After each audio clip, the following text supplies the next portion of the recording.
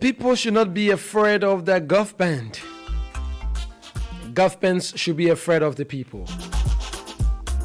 In a room where people unanimously maintain a conspiracy of silence, one word of truth sounds like a pistol shout. And I love this so dearly. In a room where people unanimously maintain a conspiracy of silence, one word of truth sounds like a pistol.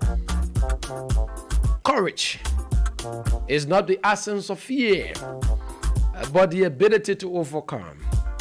The brave man is not he who does not feel afraid, but he who conquers that fear.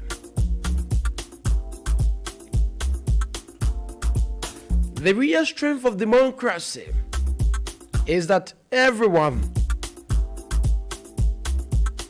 who is not specifically against it must ultimately be for it. I'm informed that an informed people is one of the best guarantees of continuing democracy. This sets the basis of our discussion. I'm informed that an informed people is one of the best guarantees for a continuing democracy. So if we want to limit this to our discussion, to continue democracy in Liberia, to maintain the peace that we enjoy, we need an informed citizenry. People that have the mind, are able to read between the lines and say, this is why it is, and these are things we can do together. Issues of today.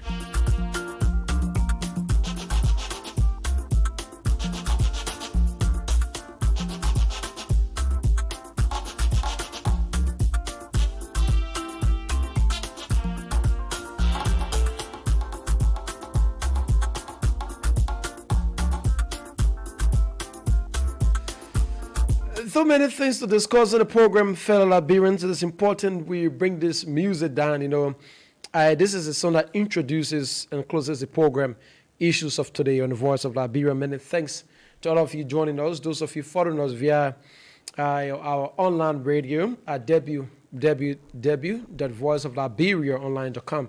And those of you as well watching via our Facebook, it is important we consider you as well. Thanks for watching. Thanks for joining us as well. It is always important to have you part of this family. We appreciate where you to share this live.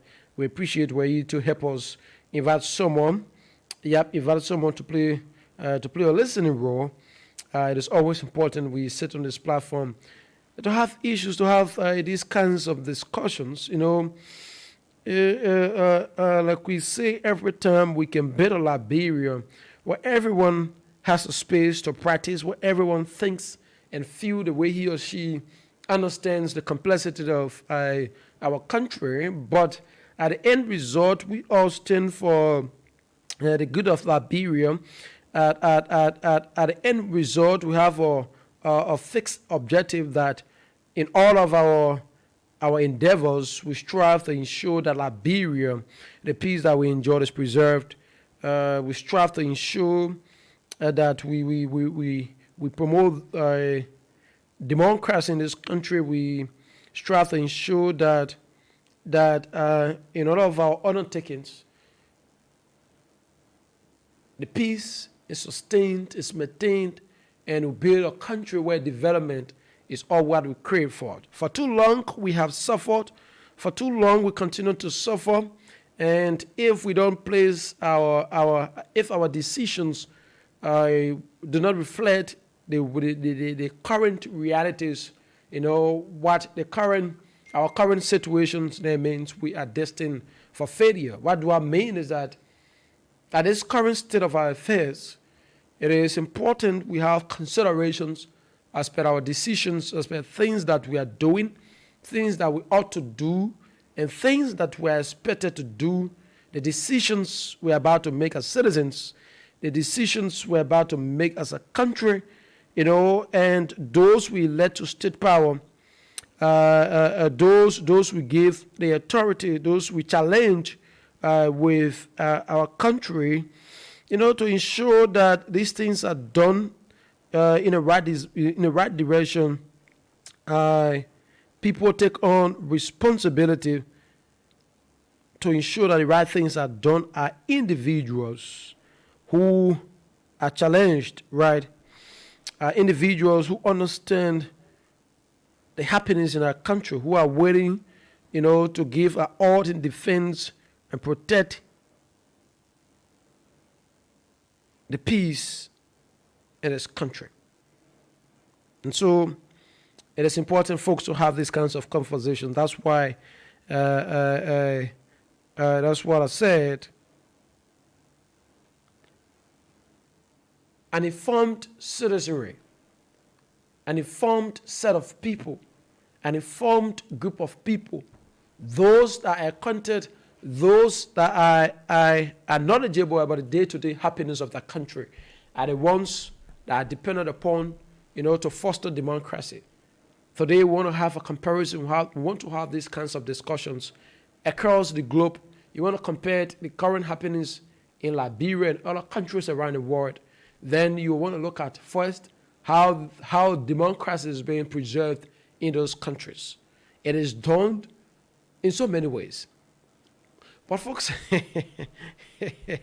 all right, so thanks for joining us. Those of you watching, those of you following us on our live feed, like we say thanks so kindly for following us. We wholeheartedly appreciate you. We wholeheartedly appreciate you, for always following us. It's good we go to our live feed to those of you watching. We say thanks. Thanks for joining us. George and Williams says, I'm following closely from UAE at German State Sports Park Football Academy presently. Many thanks to you. All of you joining us as well as we move along. We continue to acquaint those of you following the program this evening. But this is Issues of Today on the Voice of Liberia, 104.1. My name is Harris Billy. Yeah, it feels good to be here every time. It's always a pleasure to sit on this radio to inform the Liberian people about the happening. This is one of the things I love doing. This is one of the things I love doing so dearly. And if you want to ask me, I have two things I cherish the most: first, praising God, serving God, and all of everything. I just feel good praising God as the first thing. And secondly, as well, informing the Liberian people. I mean, if you take the two from me, obviously I don't have a space on this world. In this world. So it's always important we acknowledge these things. But folks, fellow Liberians, too many things that we said to consider on this conversation, on the discussion. And those of you that continue to inbox me expressing concern on our international segment. The international segment is a regular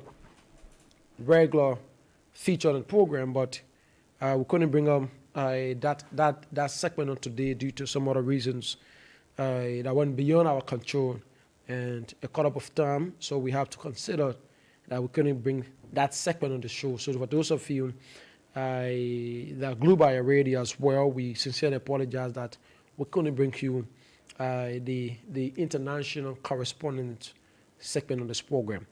Okay, so we move on now.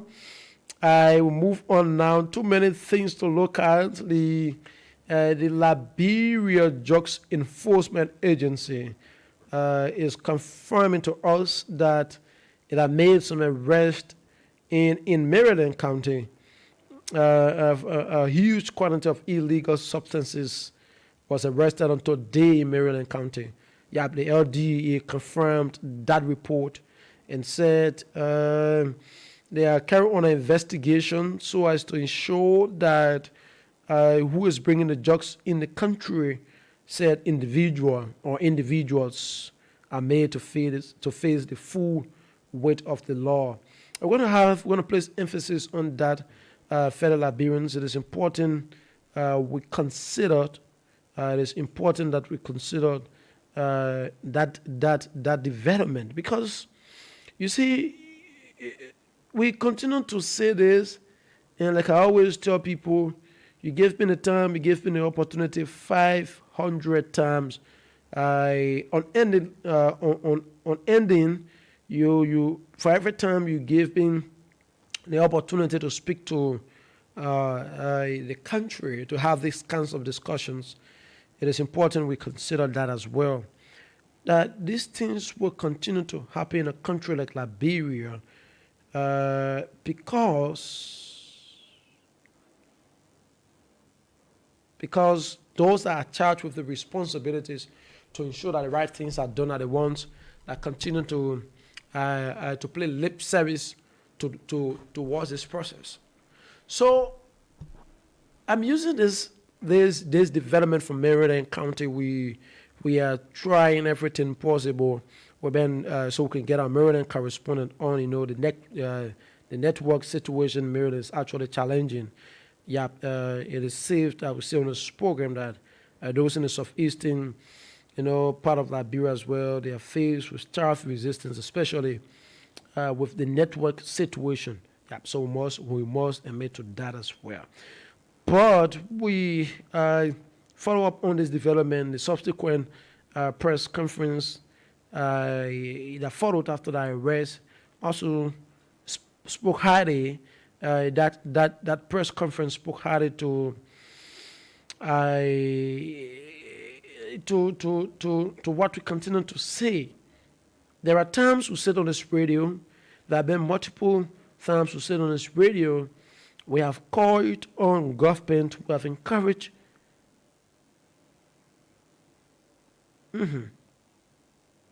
We have encouraged Liberians.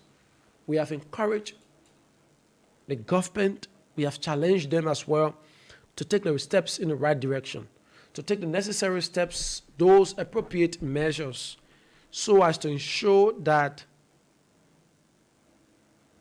the future of our kids is protected, to ensure that those that are bringing the substances in the country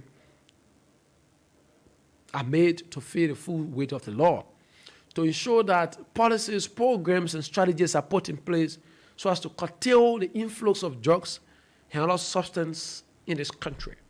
For too long, Liberian youth, the youth of this country, who, as per statistics, show that they possess vast majority of the population, continue to fall prey to the substance. There are accounts, there are multiple accounts, there are a survey conducted across the country by different civil society organizations and placing the number of disadvantaged youth to over 800,000.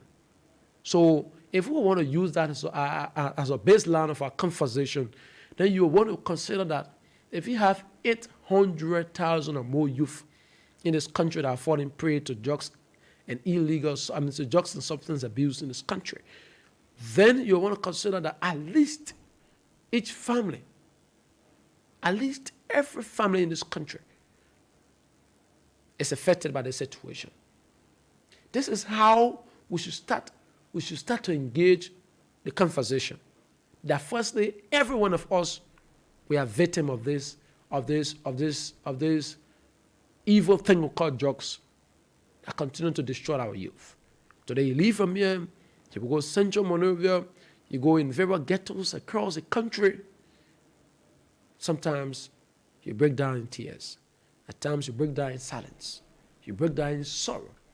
To see youth, people that are potentially driven, people that have the potential, people that could contribute to the forward march of this country, are the ones that succumbed to the substance. Because you know why?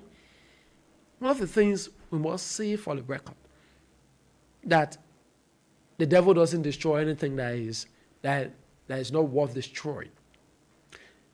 The devil doesn't destroy anything that does not have potential. When there is no potential, there is no need for destruction. That's how the devil thinks it. That if this man has nothing to offer, why am I going after him? Because it is an understanding and it is a shared responsibility that if this man grows up, or if she grows up in the society, her potential, her star, what she has to contribute to our people, what she has to contribute to our country is numerous. So what can we do? What can I do is to ensure that these youth are going astray. That's one side of the discussion. Those from the religious belief want to look at it. Those from the civil society angle want to look at it that because the society is vulnerable, that because we have an open society, that everyone can wake up, anyone can wake up today and say, I'm doing business. Which of course is a good thing. But there are procedures, there are steps, there are measures to be taken. These steps are being grossly violated. Today, someone can wake up and say, and start to open, and just open a ghetto, start selling drugs. Because the society, the country, the environment, our communities are vulnerable. They have less. The presence of police, the presence of security apparatus is scarce. So, for instance, if a man has a ghetto in Bombay, maybe your town in Bombay that ghetto is, you want to take into consideration that the presence of security personnel in that part of the country is scarce. So because of that, that man flows at a very, on the Irish, he flows on the Irish. He does things. He goes about doing what he thinks, and anything he thinks is what he would do. And that's how, from day after another, they are facing different kinds of chemicals, different kinds of things they call drugs that's affecting our youth. I begin with this conversation, fellow Liberians. Though it's not our main point of discussion, we're going to enter into we have something very interesting coming up on this program. But for every time I listen and people say, those responsible tell you that drugs is on the increase. The last time I was at the Ministry of Foreign Affairs. The women of Liberia came out to petition the government. There have been a series of petitions across this country.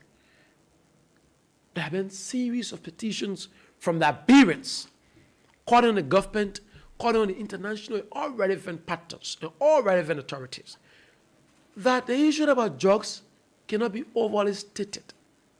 That the issue about drugs cannot be overly stated.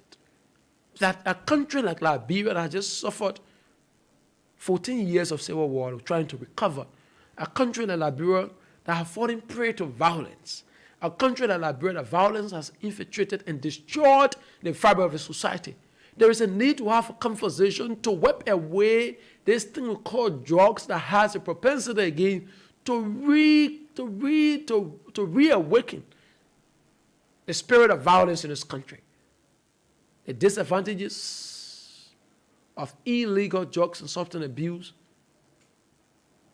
cannot be overly stated. I want to disagree with anyone that says that thing called drugs has any positive effect, especially the illegal drugs and substance abuse. It has no positive effect. Absolutely no positive effect. There is no advantage.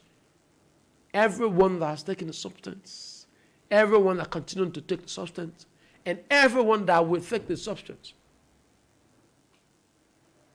will suffer the consequences of it. This is how it treats them. And this is how they are left to suffer. So you want to have an understanding that if you engage into it, sometimes you say, the men now move on the street. The men now won't do this. The guys are still there. They are refusing to leave the ghetto. You take them from the ghetto, carry them to rehab, and after 2-3 days, they go back to the ghetto. Sometimes I wonder. And sometimes I want you to place yourself in their shoes and understand the complexity of that problem. Every time we have this conversation about Job's fellow Liberians, I reference it to, for those of us that believe in the Bible, with no due respect to the rest of the other religions. I'm using that as a case study. To those of us that believe in the Bible, you want to listen to the story of the prophet Nathan and that of David. Then you want to have a conversation that when the prophet placed his case before David, and David placed himself in that position, say, if I was the one, this is how I'm going to do. So what am I saying is, at times to solve a problem, you want to place yourself in a problem and understand the consequences of that problem. And understand to what extent that problem is affecting those that are involved with it. When you have such a discussion, then you come to realize that there are reasons why we should fight. There are reasons why we should stand as a country. There are reasons why we all should rise up and show that this thing is done. The last time I had a conversation on this Ember Radio with Justice Forum Liberia, and you listen to them, they say they have had conversations with parents across Mosorado. And the women of Liberia are now complaining. The last time was in Busekoto. Some days ago, it was in Dole community. The last time was in Nuku Town and other communities around where those that abuse the substance even fall prey to it. Some of them died in the process. There are different kinds of drugs continue to come out every day. And if today it is marijuana, the next day will be cocaine, the day after will be kush, the day after will be black and white, the day after will be pink and purple, the day after will be green. Oh my word. All sort of things are coming up because those are bringing an understanding that their system is very free. They understand that just enter Liberia, do what you want to do, no one cares. That's how they understand our country to be. That's how they understand this country to be. That if you want to go and do drug business in Liberia, enter. Enter Liberia, feel free. No one will hold you. In a case where you are arrested, just speak the language that Liberians speak. The last time I was one of the checkpoints, preferably the Clay checkpoint. I was there, and there is this a guy that came, a Sierra Leonean, right? And so when he arrived, I thought quizzing him for different kinds of things, So I was standing, and another Liberian called him on the side and said, what we do? He said, no. So you just have to speak the language that we speak. So he felt that our accent we have, that's why he's talking. So he said, no, but I don't speak Liberian English. I speak the British. He said, no, that thing you talk about British or Liberian, I don't care. The language you talk about is that just make something available for the officers. And how I witnessed that day, that Sierra Leone made available like $5 or $10, whatever the amount was. And he made his way throughout the process. He walks through and across the checkpoint. Then I have a reflection. Then I look at the complexity of the problem and said, this is one of the reasons why drugs continue to enter our country. This is one of the reasons why all sort of things today, where it's now the arrest of guns, arms and ammunition, tomorrow will be drugs, and everything continue to be the way it is in our country. Because you know why? The system is open. You know why? The system is vulnerable. It is vulnerable to an extent where everyone wakes up once in the morning and do what he or she wants. You want to challenge your opponent to test. There are Liberians in this country that have vote of no confidence in the sector. that have vote of no confidence in the system. Why is true we must applaud in the DEA that there have been some gains in recent time. Yeah, for that we must admit on this program that the DEA of recent have made some gains. But these gains are not enough. These gains, these achievements cannot be referenced if the fight against drugs, if we fail the fight against drugs. And I want to say this again. I want to repeat myself. On this. The Liberia Drugs Enforcement Agency, the DEA for short, have made some gains in the fight to eliminate drugs and substance abuse in our country. Of recent, the DEA has been very vigorous. The DEA has been engaging at a very, very, very high rate. They have made some of the notable arrests in the history of Liberia. But I want to tell you that cannot and will not be referenced in the history of Liberia if we failed as a country in the fight against drugs. Listen, too often times when we have this kind of conversation, we Liberians, we want to look up to international partners every time and say, oh, it's time the international partner come in, to help Liberia. It's time international partner come in to ensure that this thing called drugs in our country is minimized to a greater extent. Our children continue to suffer. Listen, there are steps we must take.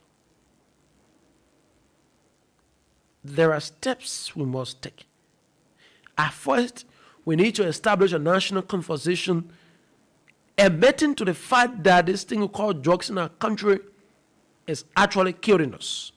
That's the first step we must ensure. The next thing we must do is that we must admit that why is true this thing is killing us. Why is true it has grown to a point where our children, our wives, our fathers, our mothers, our sisters, our cousins, our nephews, and our family continue to fall prey. Family members continue to fall prey from the substance. It is also important that we call a national government to ensure that those that are responsible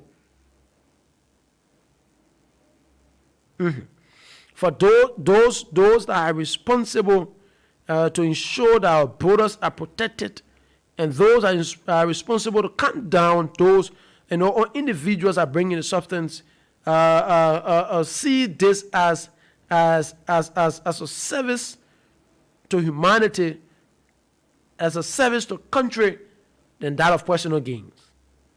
If we have that conversation, then now we call on government, then now we say to government that you are under obligation. That you are under obligation to ensure that the peace, to ensure that this thing,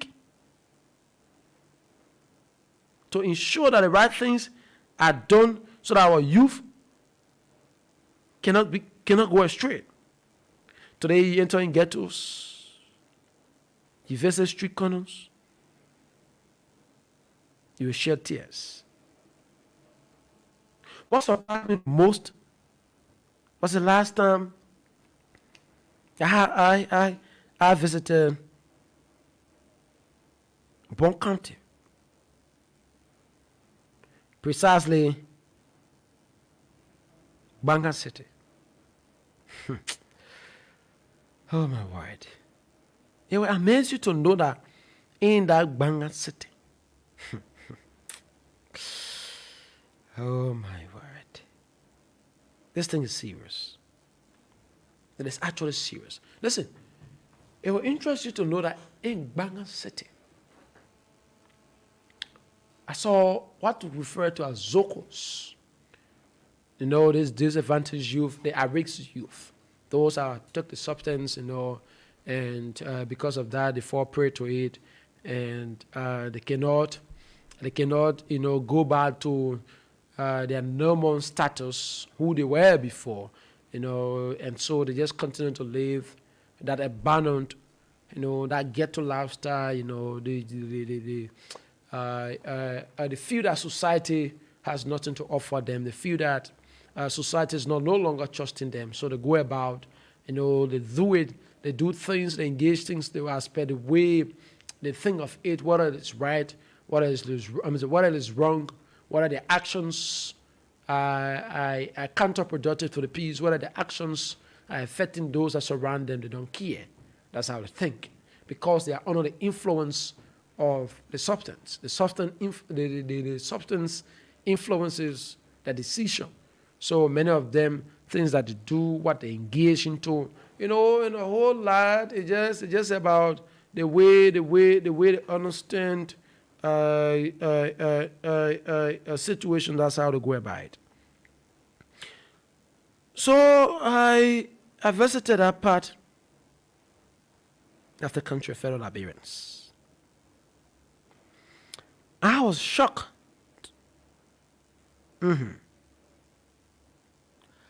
I was shocked to know that in that part of the country, as far as Bangan City. Oh my word. I saw Zocos I've never seen in Central Monrovia before. I saw Zocos that throughout the time I've had to visit most of these ghettos and street corners in Monrovia. I've not seen that kind of Zocos before. I was shocked.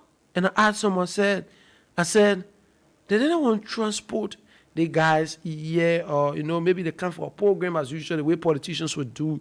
Sometimes hire them, take them to various places, just to sing, to chant battle cries for you, and afterwards, you give them the $5, the $10 and be done. And I was made to understand that these are just few of the individuals who have currently here that are residing here, that continue to torment all day after another. And residents in that area start to give me accounts where these youths, when they tend to go astray, even police cannot withstand them. So if those are charged with the responsibility to protect lives and property, they are either established Liberia National Police. When these guys go out of hand, it becomes difficult for them, to put them back in order to checkmate them, in the right direction. What becomes of the ordinary citizen that just trying to make her end meets? What becomes of the ordinary citizens? And so I was made to understand that these guys are a majority. In fact, they are across they are across the country. They are in different towns. They are in villages. What they do, sometimes someone just go there, establish a hard house, the business is being carried out, and things that have been done. They go there, they transact, they do, their jokes or what have you. They carry on their jokes, and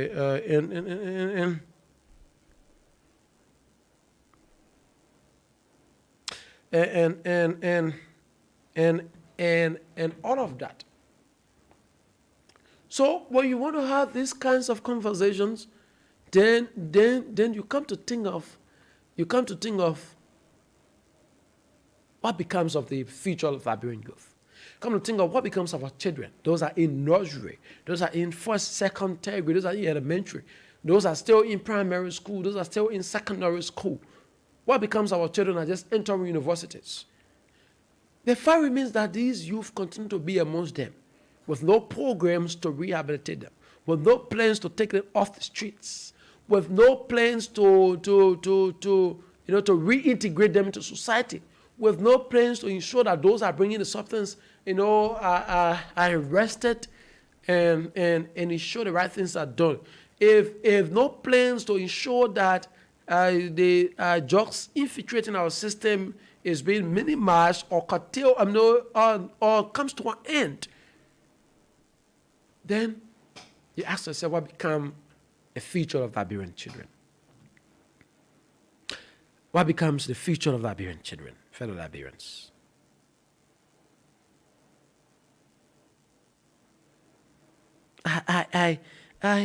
I'm wondering.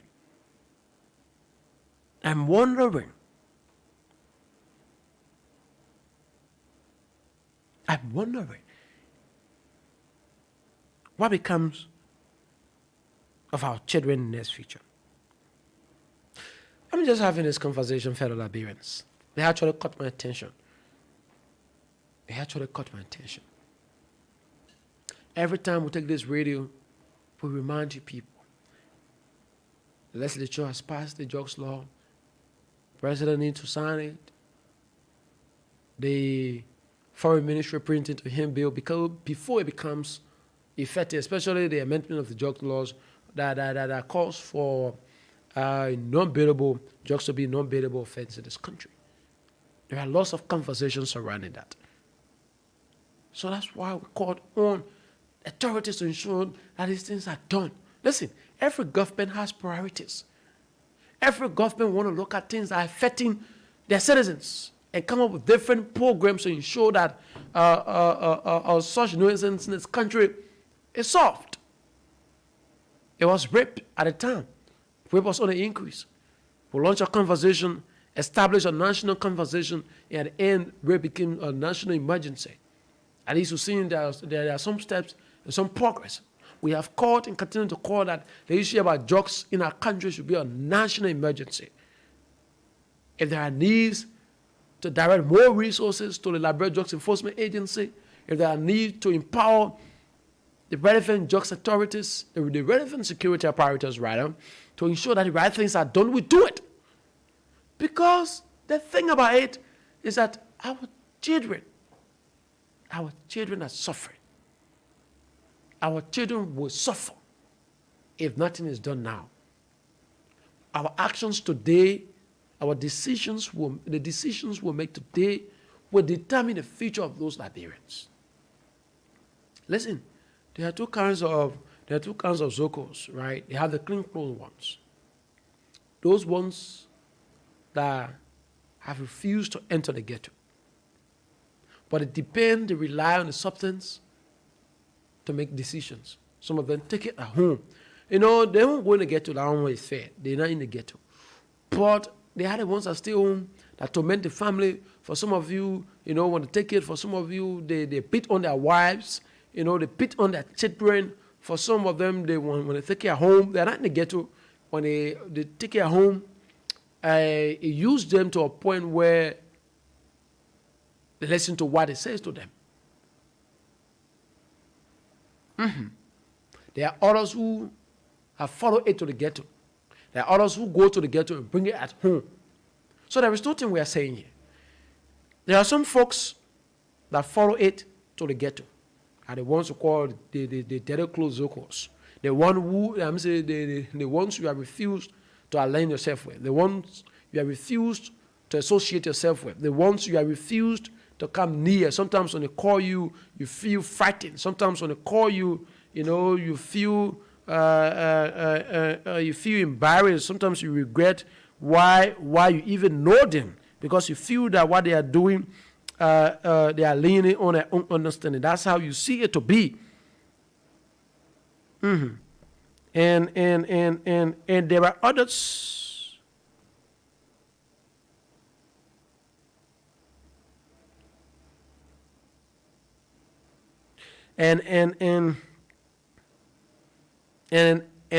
others.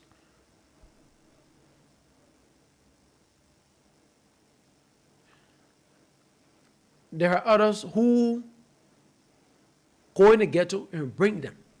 They go in the ghetto and bring the drugs at home. So even if your case are not going in the ghetto yet, there are others that go in the ghetto and take the substance and bring it at home. So there is a huge possibility as well that even your case that's still at home can also be affected by it. You want to look at it that way. So some of you say, oh, I bless God, my children are in the ghetto. Well, that's fine. But your children are in the community. Those that go in the ghetto lives in the community. Those that go in the ghetto and bring the substance, they bring the substance in the community. So it is either the mountain go to Moses or Moses go to the mountain. But one way or the other, there will be movement. So what is happening here is that it is either they go in the ghetto or the ghetto come to them. But something must come to someone. Because there is transportation, they are transporting. They are doing business. So don't be excited if your child now is not in the ghetto. But there are possibilities that your child will still fall prey to it. There are some parents today who their children started doing drugs and it surprised them. And today, here in Utesi, it still remains a surprise to me. Because they felt that their children was not going to the ghetto. But they didn't have that understanding that the ghetto was coming to their children. The ghetto was following their children in schools. The ghetto was following their children after church. The ghetto was following their children on Saturdays. The ghetto was following their children on the various beaches, and nightclubs. So this is how it works. So if you don't go,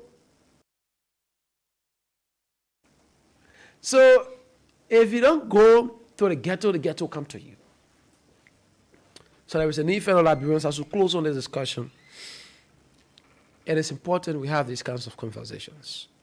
Every day, when I pass on the street, when I'm on taxi at times, when I see these young men and women struggling.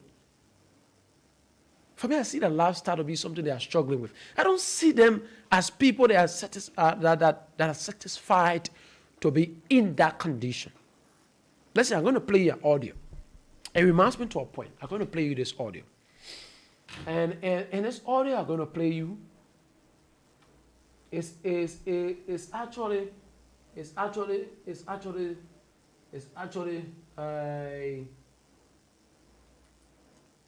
demeaning.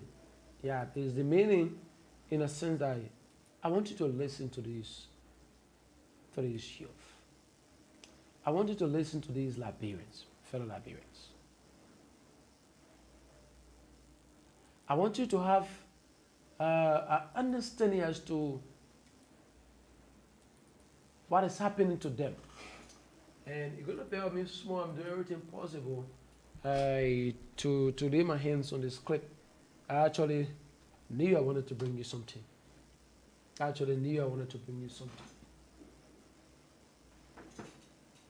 Oh my word, I can't get this thing. Oh my word, I can't just, you can't do it to me. I actually knew that.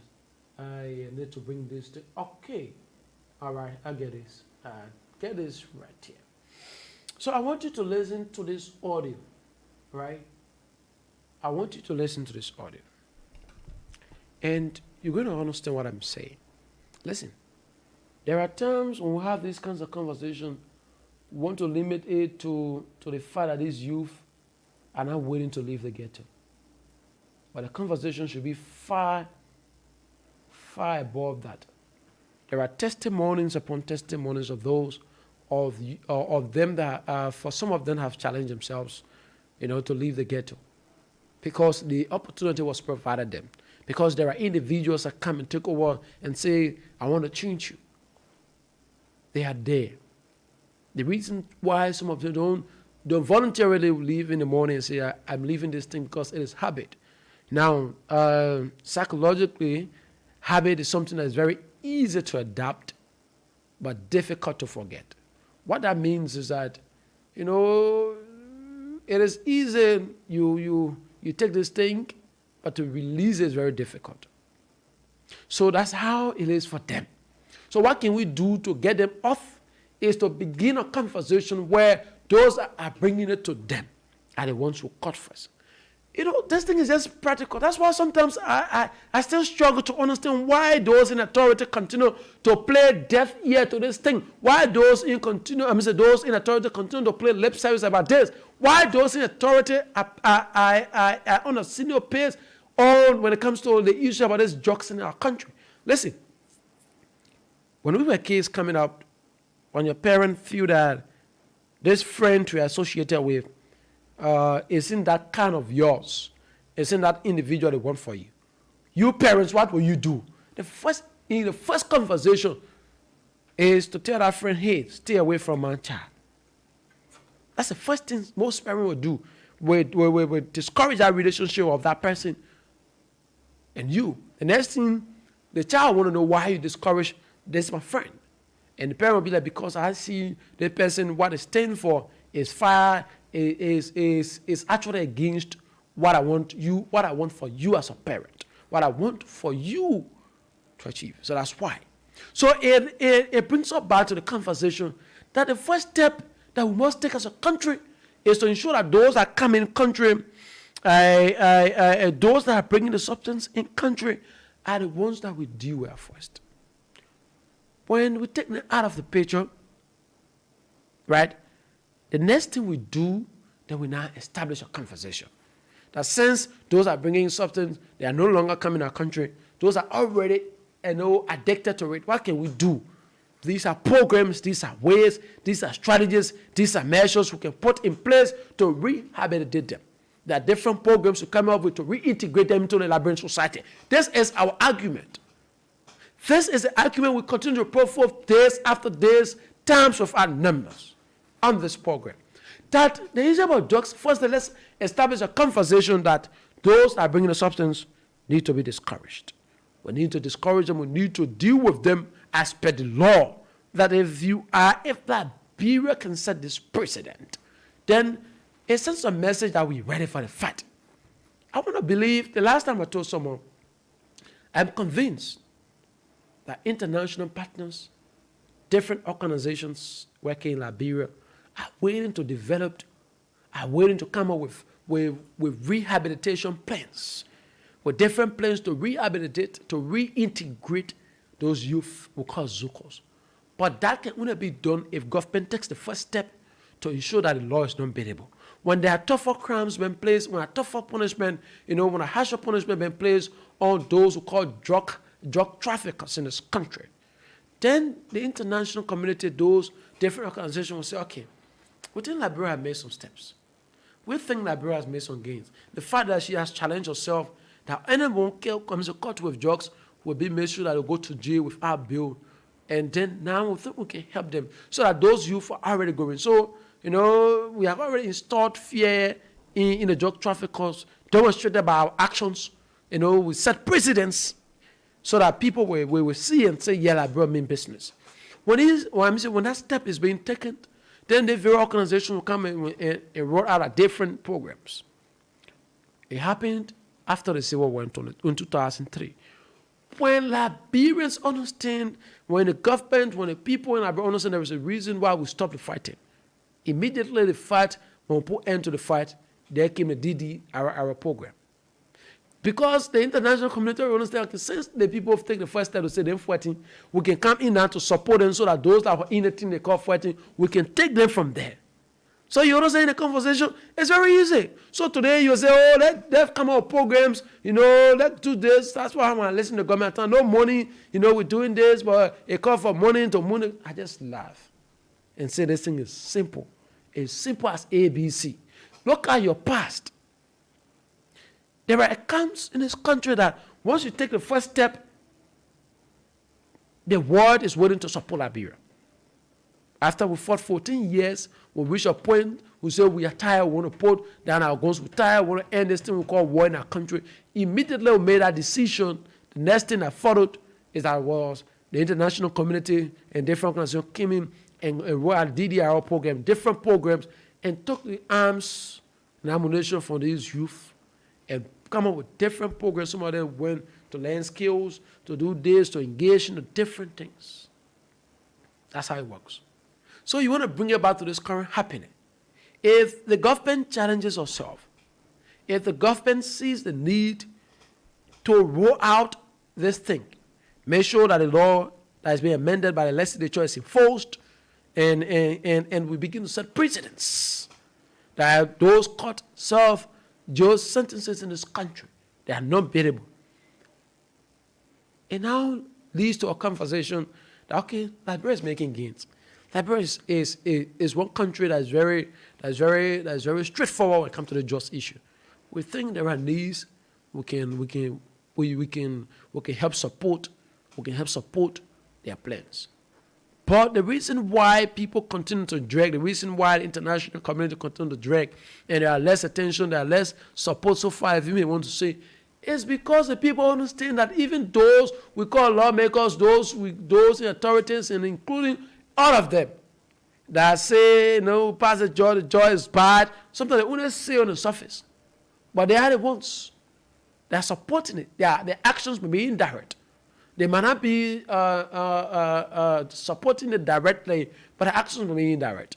Because why am I saying is that if you have the ability to help a man get out of a situation, and you sit there and see that man continue to drive, you are supporting that man's failure. Yep, you are supporting that man's failure. Your support to that man's failing is indirectly. Because you have the propensity, the power you have, or what it takes to take that man out of that situation.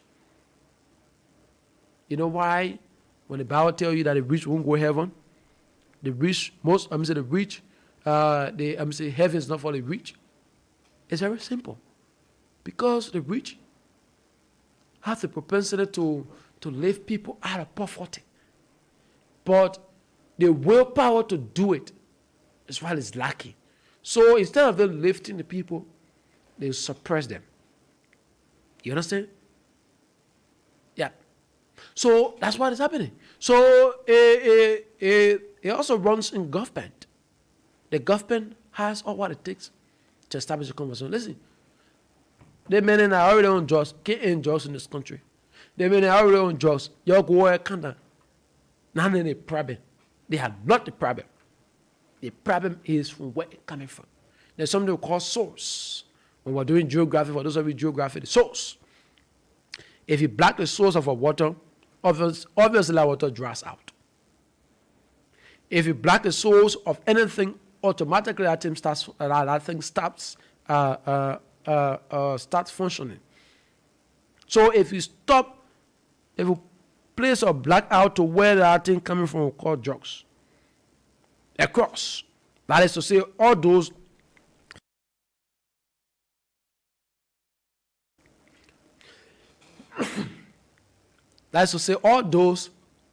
that are bringing that thing in country start to take actions against them. You know what's going to happen next? They're going to go back. When they go back, they'll have a country to deal with. Only those that are already on it come up with different programs, how we can make sure their lives can be better. But I play you this audio, fellow Liberians. It's very interesting. You listen to this. This actually caught my attention. It brought sorrow to me. It left me wondering as to who is the next child, who is the next woman, who is the next man, who is that next girl child, that boy going to fall prey to drugs. Listen to this. Listen to the testimony. Listen to how they feel. Listen to how they think that government has abandoned them. Listen to how they feel and regret why they had to be Liberians. Listen to how they think that God hasn't given them, God did not bring them or allow them to come in Liberia. They feel that society has failed them.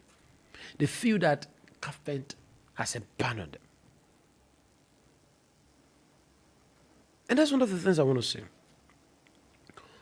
All those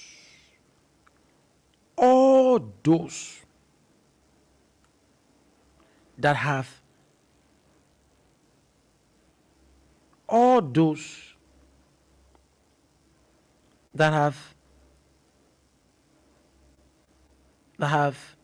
expressed interest to contest for the presidency, I want to say this.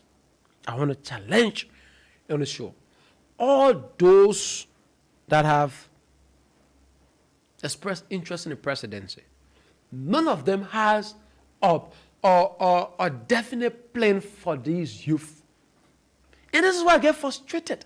Listen, all of those that have expressed interest to become president, from the Joe Boaka to the Cummins, from the Cummins to the Clarence Monimba, from the Clarence Monimba to the Sheikh Al-Mustafa Kouyaté, from the Sheikh Al-Mustafa Kouyaté to the rest of the other individuals, none of them has a blueprint about how they're going to ensure that these youths in the ghetto, those youth on the street, those over 800,000 Liberians that are falling prey to drugs, their lives are bettered up, that they are reintegrated into society. None of them has a blueprint. I want to challenge anybody on the show this morning, this evening.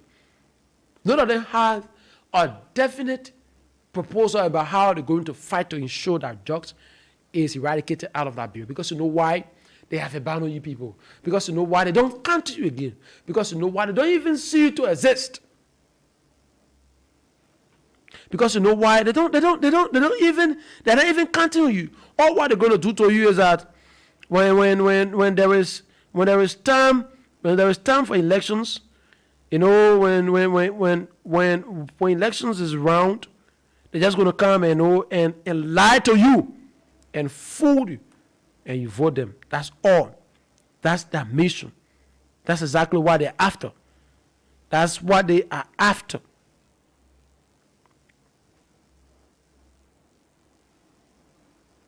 Those of you in the ghettos, those of you on the street, you need to listen to me this evening. All those that have expressed interest in to become president of Liberia, none of them has a definite plan for you after when they shall be elected to the presidency. What they're going to do to ensure that you leave that ghetto, none of them. The Joe Walker, nothing. The Alexander Cummins, nothing. The Clarence Monimba, nothing. The Sheikh Al Mustafa Kouyaté, nothing. The rest of the names coming up, nothing. The government has a blueprint. I must say for the record, the 13 million Awakes Youth program, the government has a blueprint. But the government is not even waiting to deliver on what she has jotted down. What she has jotted down, her plan, since she says she's going to do that for you, the government is not even waiting. There are less attention from the government. So it is bounded upon you. For me, even if it calls for you guys to say you're voting, it's important you do it. Even if it reaches a point that you think that why it's true the Constitution provides, don't get me misunderstood. Why it's true that the Constitution provides that it is a right to vote. There is a constitutional power to vote. It is also important that you consider these individuals. The government has a blueprint, the 13 million Awakes Youth program, but the government, the president is showing less attention to that. The president is not even taking up the authority. The president is not even seeing you guys. That's one aspect of it. The next thing is that those that want to replace the president, for they ain't even get no plan for you. They ain't get nothing they call plan for you. So it's two ways. So you guys will need to You guys will need to understand that which way you're going to go. Like I've said,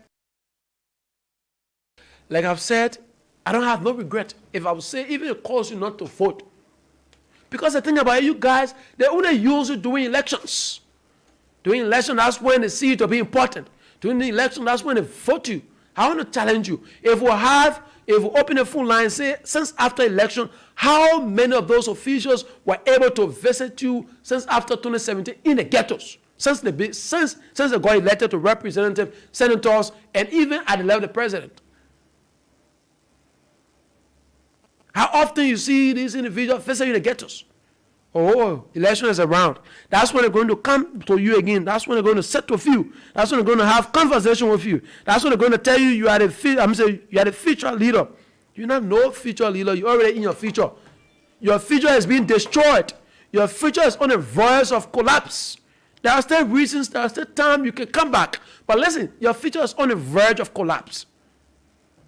The possibility of you coming back and standing strong, and the possibility of you falling flat lies in your hand. This is the time you make decisions. Listen to this, fellow Liberians. Listen. You not get anything, just sitting in a chair, making big mouth, that he helping all, he doing that, he not open, he's not doing nothing for us.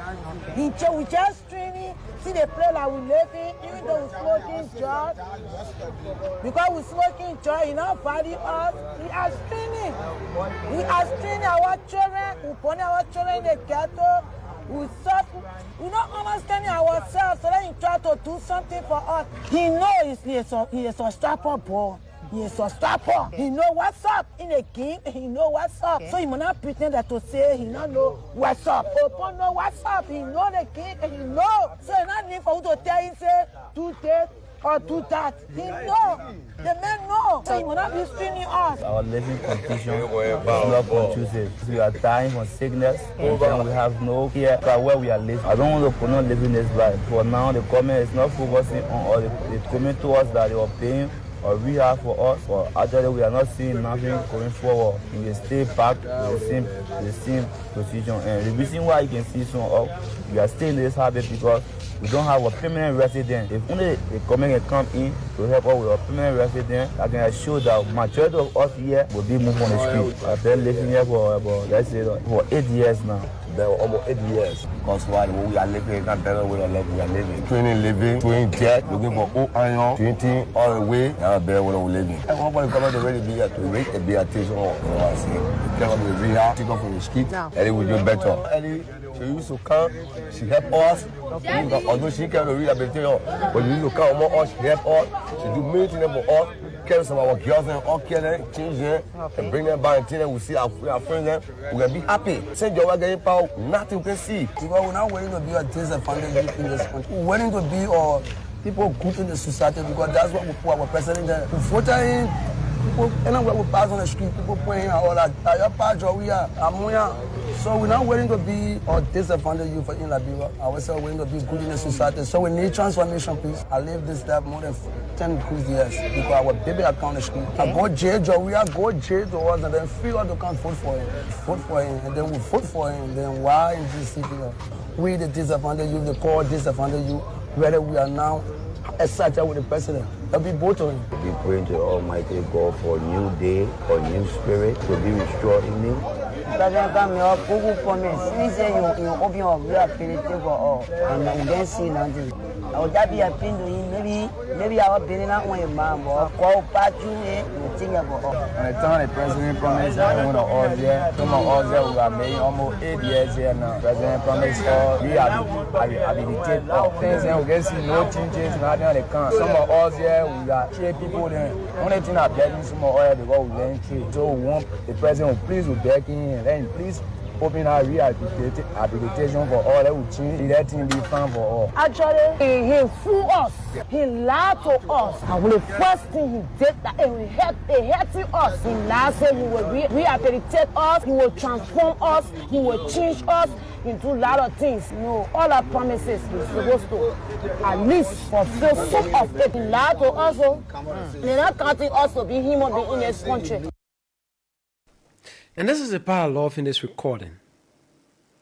They are not counting us to be human beings in this country. Listen, elections is right next to the corner. Elections is around. It is time, it is now they're going to tell you that they're counting you to be somebody because they know you have the strength to elect them. Right after elections, they will not count you to be nobody. Listen. You have to understand that.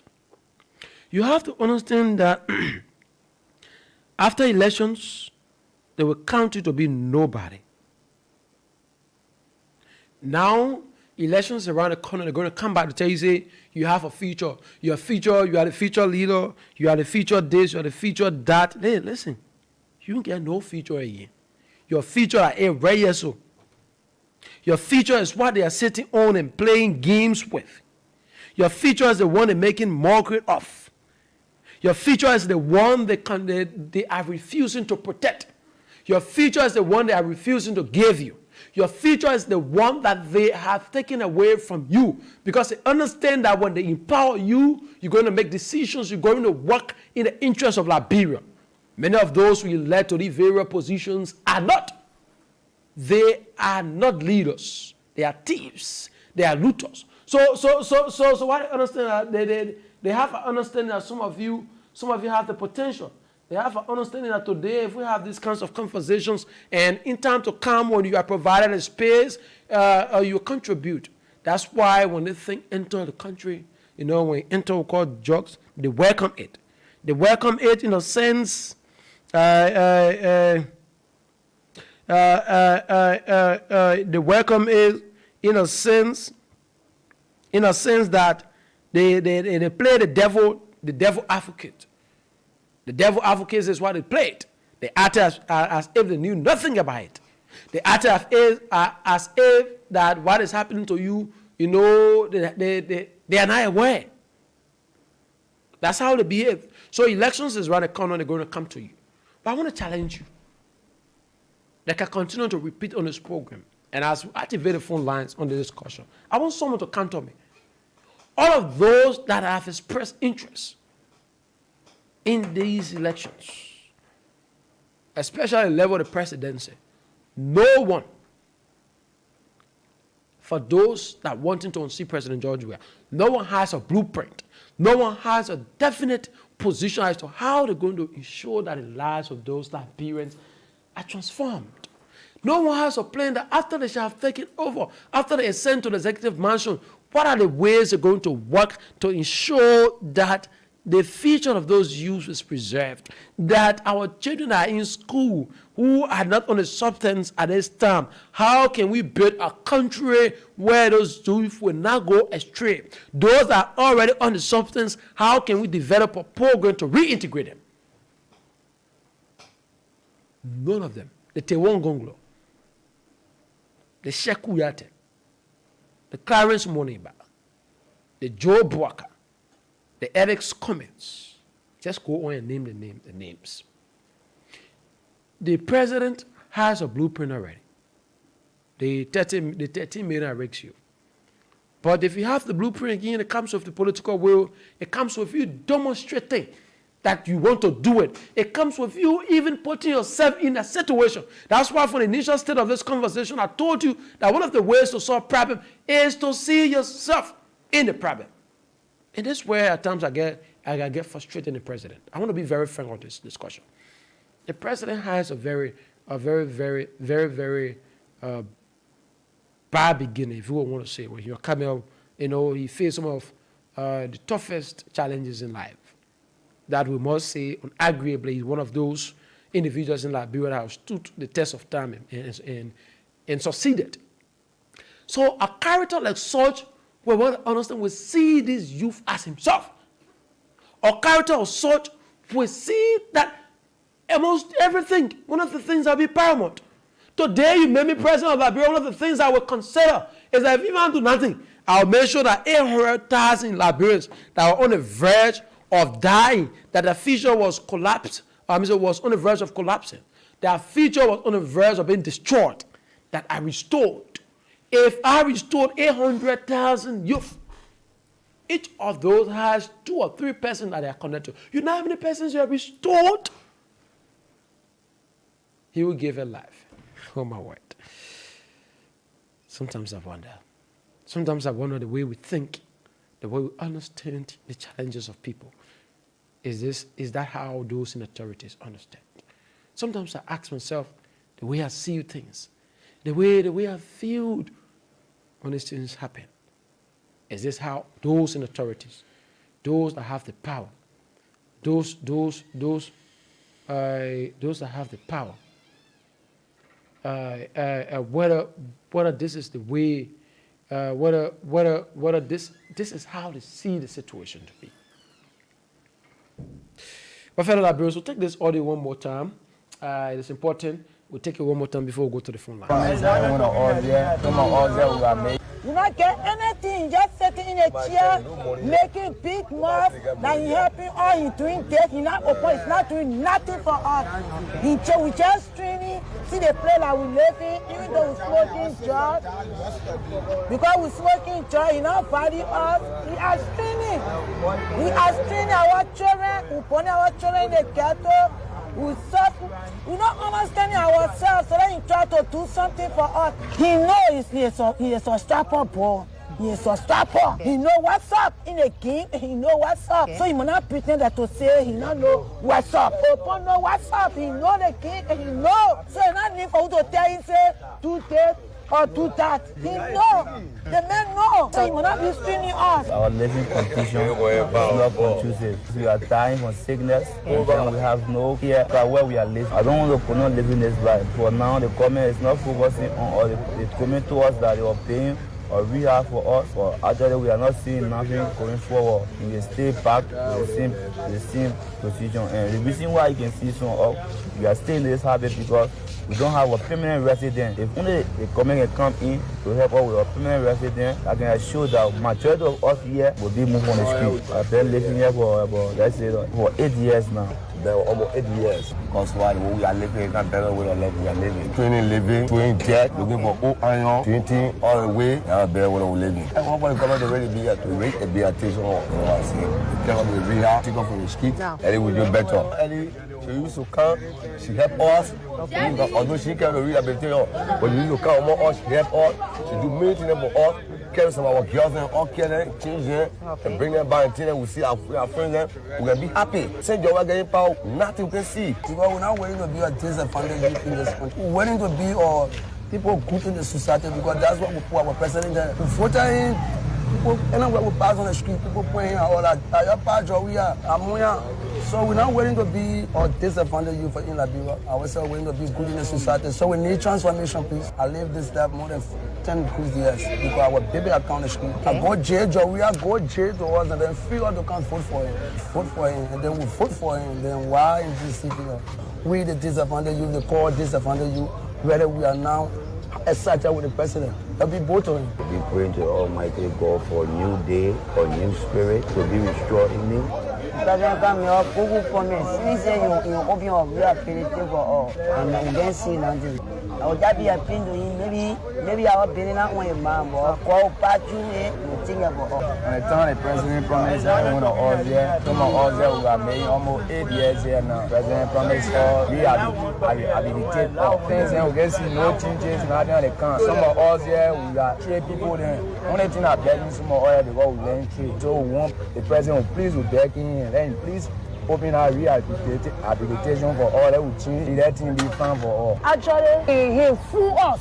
He lied to us. And the first thing he did, that he hurting us. He lied, said he will rehabilitate us, he will transform us, he will change us into a lot of things. No, all our promises he's supposed to at least fulfill some of it. He lied to us. They're not counting us to be human beings in this country. They are not counting us to be human beings in this country. We'll go to the phone lines, Federal Liberian 0770 907 907 088 0907 907 are the numbers. We take this very first person. Good morning. Good evening. Yeah, good evening, Harris Gilly, and good evening to the Voice of Liberia family. Good evening to my fellow Liberians on Radio Land this great evening. Okay, thank you for your recognition. I joined the conversation, very, very much interesting and very frustrating for me to hear my brothers and sisters. We call it today disadvantaged youth. They are frustrated. They are saying with the life they are living. But how can they be transformed? They need transformation. And this government that's sitting right now, the government, this are the people that voted this government overwhelmingly. And you make a promise to the people that if you have become president, I'm going to build a rehabilitation center. I will rehabilitate you people, and I will make you to be a better people in the society. But see today, our brothers and sisters are getting worse and worse and worse every day. They say they are telling lies. The last time one of my friends, one of my students, I taught him at the Dele Lombel. The last time they bought me, he was turning back. And so they said, oh, like a beginner. I said, oh, it's not me. What happened? He said, boy, you say, oh, it's not easy to even for future list, it's not easy. I said, but look at 2014, we graduated you. Look at the kind of appearance. But man, you're frustrating, Mr. Gray. It's very, very frustrating for our brothers and sisters. I felt bad that they are hard 300 again. But when I'm going to tell that man, so these people need to be rehabilitated. These people need to be compensated. They need to be cared. Just matter we are educated in all Liberians, but you need to help the disadvantaged you because these are the people that made you president. These are the people that voted you. These are the people that abuse people. How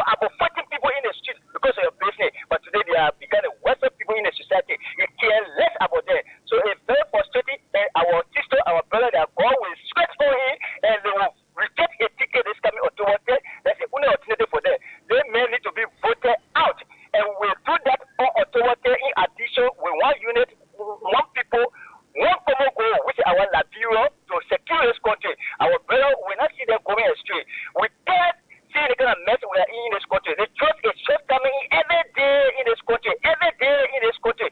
No minimalization. They just importing drugs in this country. Why is that? Because they are all taking drugs. The entire leadership we have these days in power, they are all drug addicts. Okay, Alfonso will leave you. There you may your point. Talk to this person. Good evening. Yeah, good evening. Let's hear you. Yeah, I'm joining from Gujarat. Go ahead. Yeah, you see, thank you for your topic on the discussion. You see, I don't want for people to politicize this thing like Joria, the president, a banner of people. They, you know, human beings for because of politics now in Liberia, we are going against God's will. In the sense that we don't want to speak to the truth. In the very country there where Joria, when he really won the election, he started focusing on the people that you're talking about, a banner. I know this is a banner. So we started giving them money and food. They were the same people that came around and said how they men wasting resources, people that are not important in the society, while the president can get all the people who need the money and the food. In fact, giving them money, they'll go God, giving them food. If only they can say, oh, the president, there's no need for you to give the people cash money. We rehabilitation centers so you can. That one is quite enough. But now, by then coming out to say the president abandoned the people altogether. In fact, I go for that in the party. That is being insincere to yourself. You're not correct at that. You don't discuss issues like that. You're not fair. You're not fair to yourself. In fact. Okay, all right. He made his point. Everyone is subject to their opinion. We'll take more calls. 0770-907-907. Good evening and thanks for joining us. Yeah, good evening. It's good to have you. Let's hear you. My name is Dennis Nambe. I'm from FDA community. Go ahead, Daniel. Those people that are speaking there, they are in drugs. But the fact that the president can give us money and give us rights, is it with you to make use of your money that they gave you? Or they can take that money and take in drugs. They don't want to change. The better people have inside, they will not change. They just want to get in a place where they'll be eating free food. That's what they want. They don't want to do nothing. They are criminals. Thank you. Thank you. We talked to this person. Good evening and thanks for joining us. Hello? I'm getting you. Please transfer for a receiver. I'm getting a feedback. Hello? Yeah, it's much better. Let's hear you. Okay. Thank you very much for allowing me on this platform.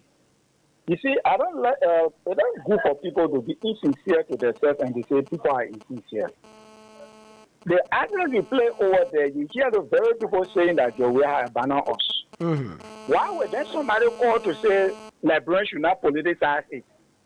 It is the very people that are saying we are abandon us. Nobody is saying that, but you heard it from the horse's mouth. Okay? And then, so why would somebody say, you know that the president is in drugs is giving them physical cash? Why they themselves are saying, we want the people to rehabilitate us? I think the president should have think twice to build or to have a rehabilitation center for these guys. That is the best thing to do. We should not continue to say politicizing. That's not the truth. If you speak the truth in the country to say you are politicizing, it's not politicizing. The president is supposed to know that he's supposed to rehabilitate these people. So he did not do well for them, and he's not doing well for them. Thank you. Thank you. We take this person. Good evening and thanks for joining us. Good evening. Let's hear you. Thank you for having me, and let me appreciate you.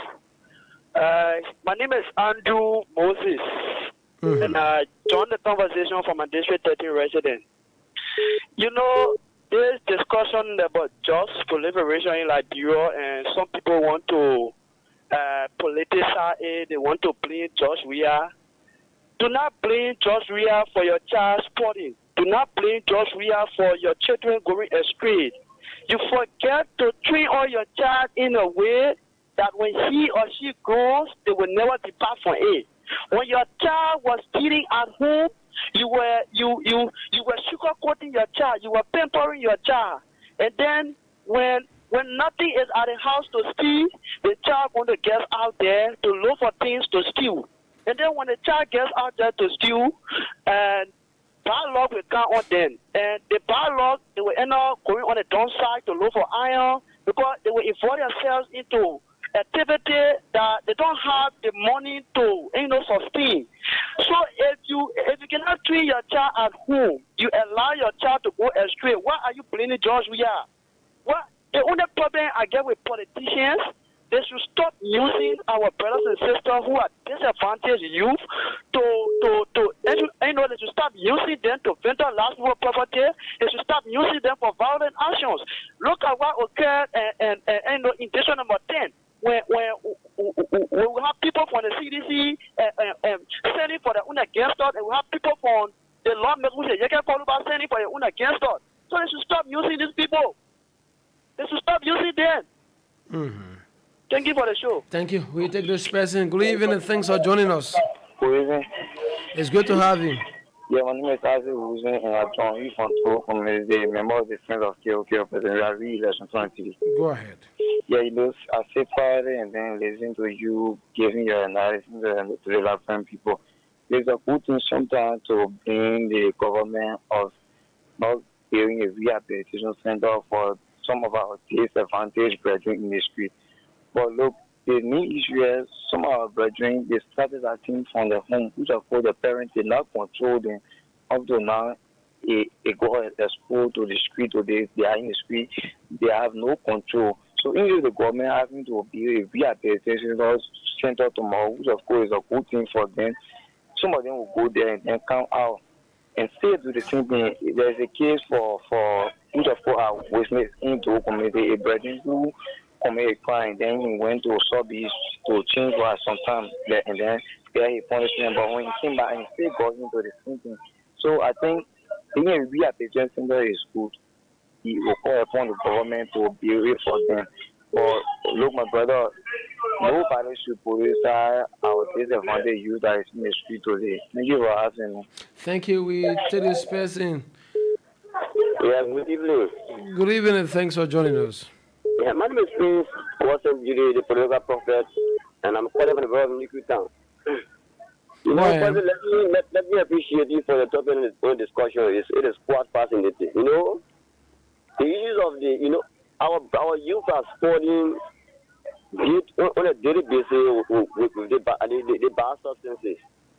At least when the government of Liberia can create a rehabilitation center for these people, it will be quite correct. It will be good. This will be effort that is making to change the life of them. What you just say there and saying that once they put an answer, there will be a cause for which they decide to join a life because they feel and life has failed them. So they need encouragement for those who are in authority. They think there is nowhere they can go, there is nothing they can do in life again. So it's not that place. So we are calling the government to help those people. Those people, they are still helpful in the society. Create a rehabilitation center for them so that they will be able to do something for themselves. They will be useful. They are human beings like us. They are not animals. Mm-hmm. They are human beings. So I hear many of us saying that people say put anything, so you shouldn't even want President. We are no. The President, we have made a promise to them. You should even make a promise to them. We are rehabilitation that the people are born in this life. They are born in the ghettos. Our sisters are in the ghettos. Our brothers are in the ghettos. They need your help. Why are you doing it? But you call on radio and talking from a trial and saying that the people should believe. Everyone is entitled to their opinion for that. We can hold them. It's good to have you. Let's hear you. My name is Arvin Daniel and I call for the UN draft. Go ahead, Arvin. Well, let me appreciate this evening for the beautiful talking point, and also let me appreciate Almighty God for pumping breath into us, our voice to be heard.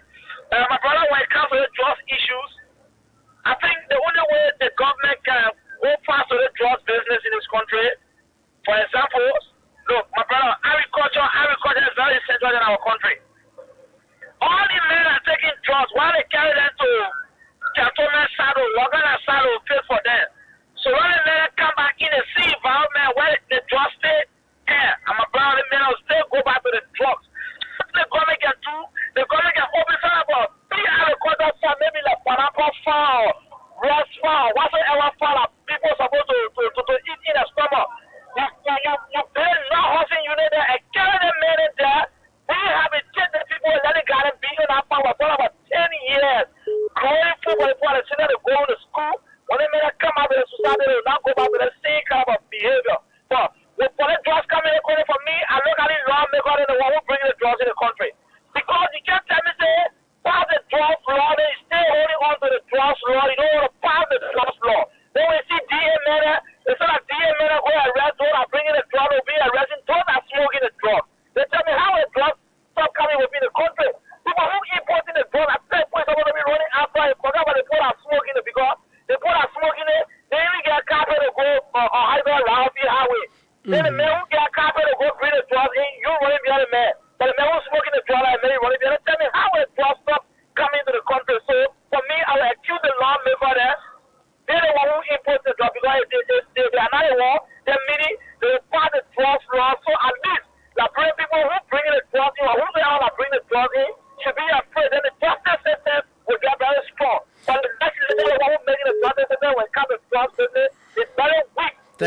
Thank you. We talk to this person. Good evening and thanks for joining us. Yeah, good evening. It's good to have you. Let's hear you.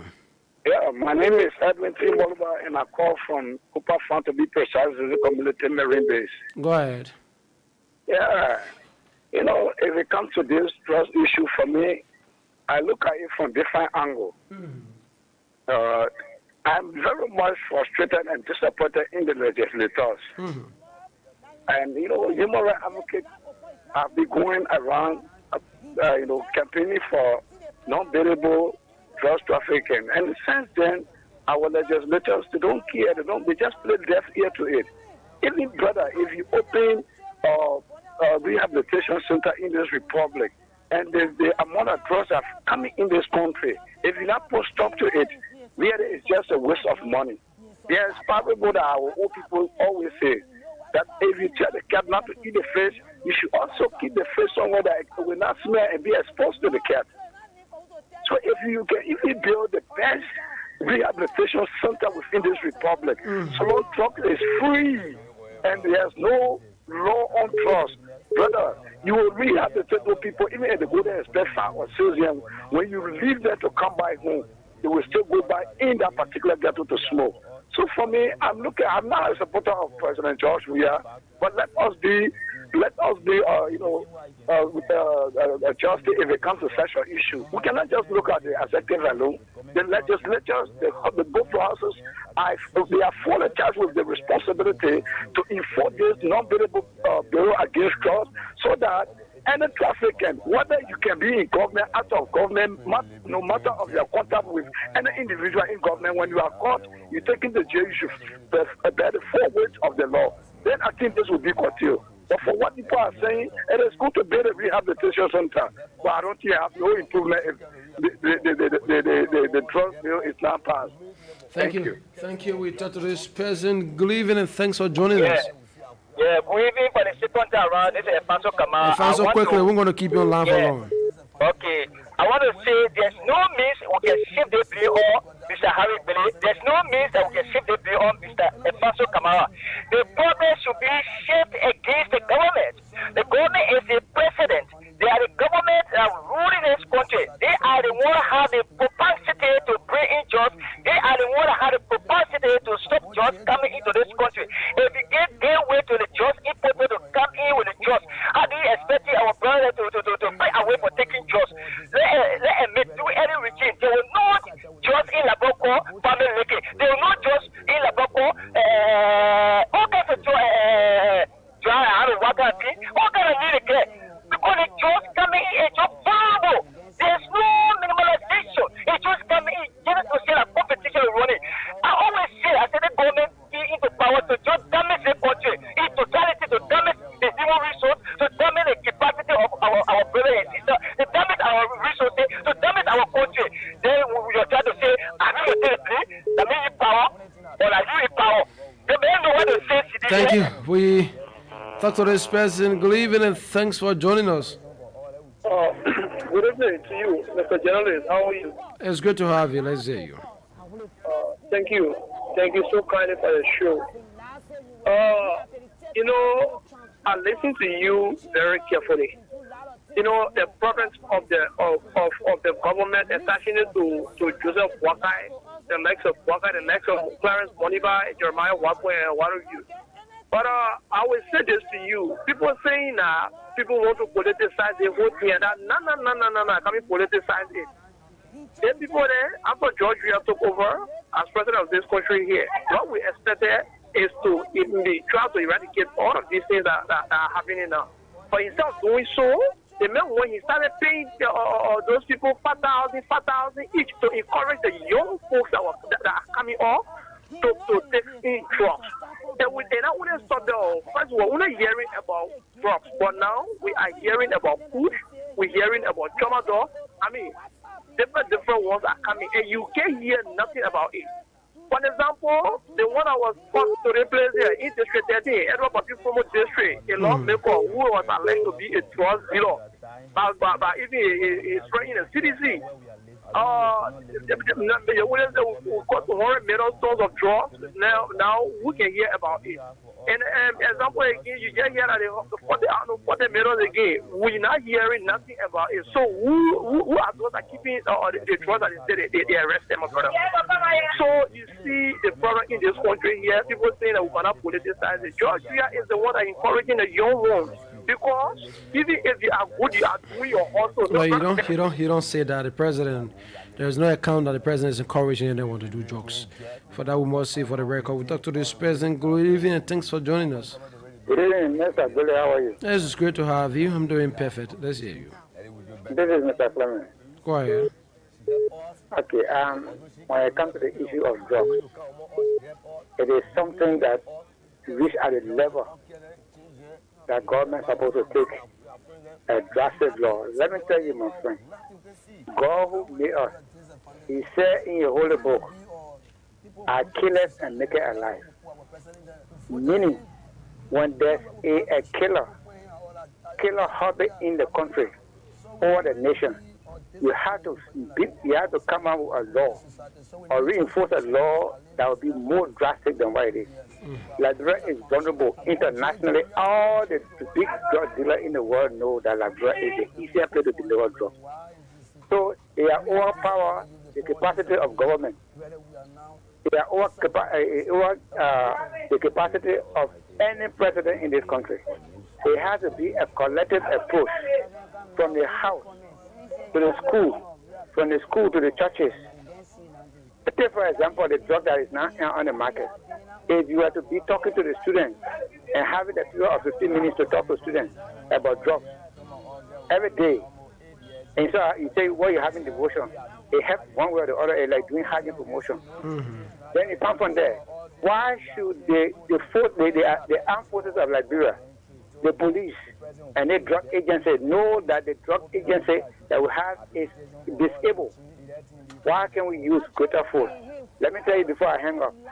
When there was a high level of criminal activity going on in the diamond and gold mining business under the late Tubman, you know what Tubman did? Tubman released the army of Liberia to go up in Westside and all the places and arrested all the people and kept them there for 1 month because that's the greatest force of security that we have. And this crime is going down to the bed of the children tomorrow. Why can't we put more security behind them? Why we talk about DA? Who is DA? The budget, money that even going to budget does even discourages anybody. We talk about fighting drugs. So if the legislature, the one who got in the country, if I have my way, all the voting that we'll do will vote the legislature or because they are the power of this country and they are the weakest, they're making law for themselves. Thank you. We'll talk to this person. Good evening and thanks for joining us. Well, you caught me up prematurely. I felt the mayor point anyway. Go ahead quickly. No, I was still talking when you cut me off. Go ahead quickly, my brother. Okay. I was saying this. You as a father in the home, then you see the other children are struggling to make ends meet, right?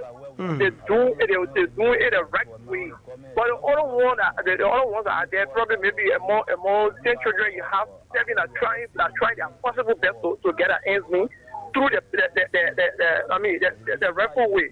But you see 3 persons, among your 10 children that are going astray, doing all kind of bad things, instead of you holding the 7 that are struggling through the rightful channel to get an ends meet, then you support he started supporting a 3% that taking in trust.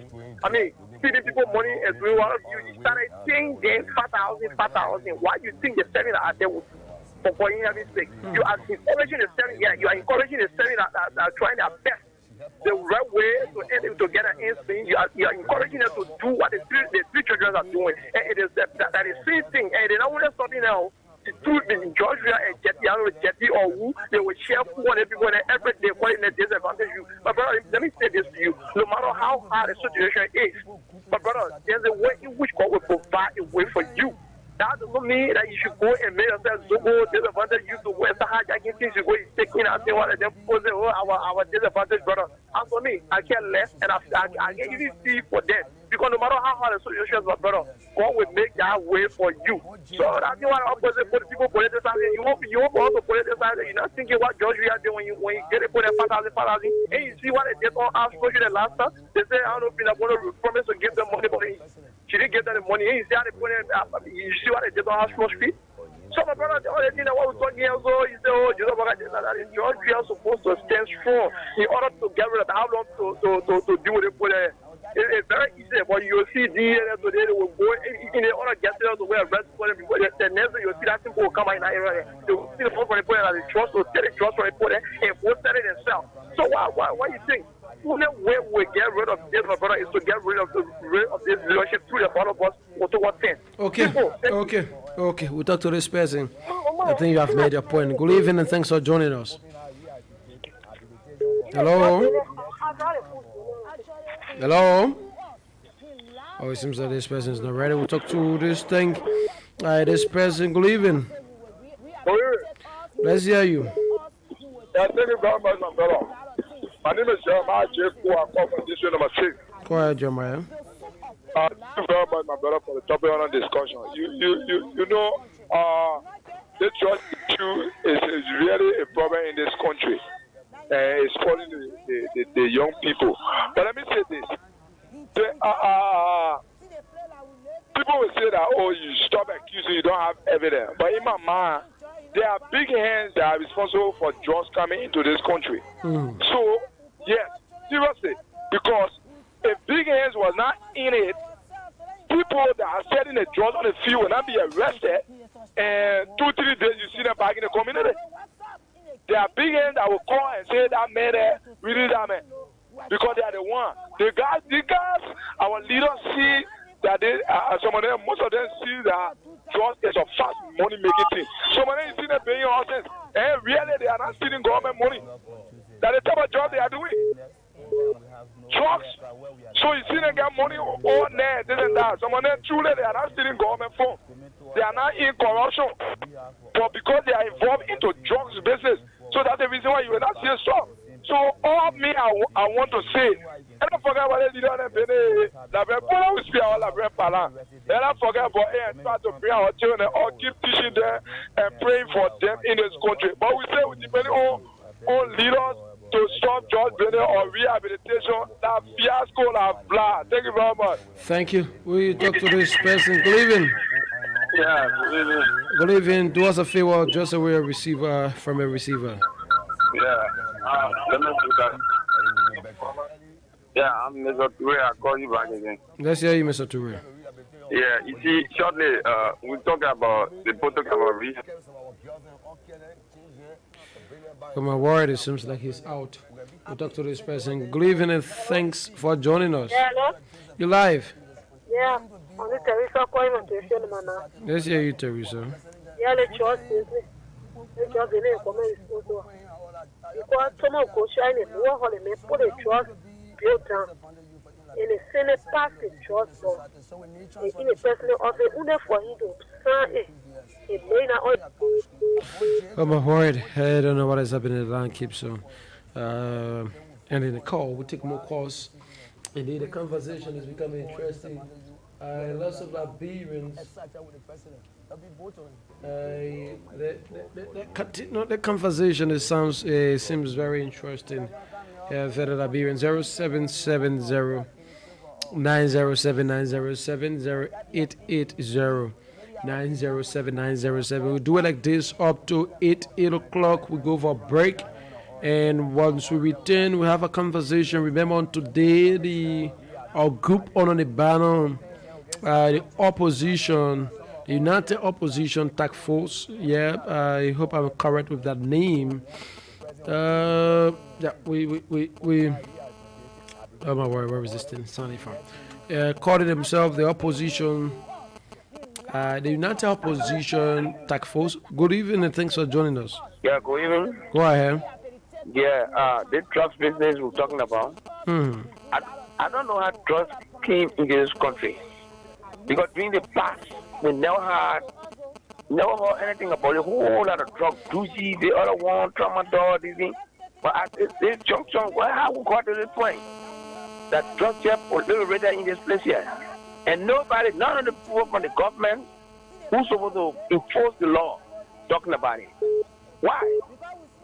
That's why people trying to politicize this thing. If the government will stand, I think we'll have all these drugs and things moving up and down here. So thank you. Thank you. This person. Take this one. Good evening. Hello? You live. Let's hear you. Yeah, I'm calling from this is 17. Go ahead. The issue about drugs, I listen to the previous caller.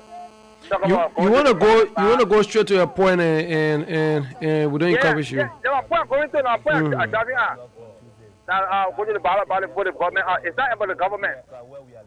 My brother, it's not about the government. The government has put in place institutions to go after drugs in this country. But this drug seller, in the rural community, we are calling, we know them in the rural community. The depots, the drugs area in the rural community, we know them. The community leader will say, we're going to move on a minute to demand the drugs area. But we'll be saying the government. Well, everyone needs to stand to fight against drugs. And not the government alone how to fight against drugs. They have the DA there to ensure that they prosecute all those that are involved in the drugs issue. But those are taking the drugs, people that live in the community, those are calling that children are not taking the drugs. And they still to advise the children. So it's not the government. When you say we are all, the next government comes, we still face the same problem. We all need to stand to fight against the drug issue. And just stop taking blame on government. We all have to be part of this process. Thank you. Thank you. Thank you. This person will be our last call on this segment. From there, we'll go for a break. When we return, let's hear you. This is Abu Fofana calling from Federal Highway. Go ahead, Abu. Yeah. This drug issue in Liberia here, it has been an issue thing. From government to government, not today it started, but every government do it different.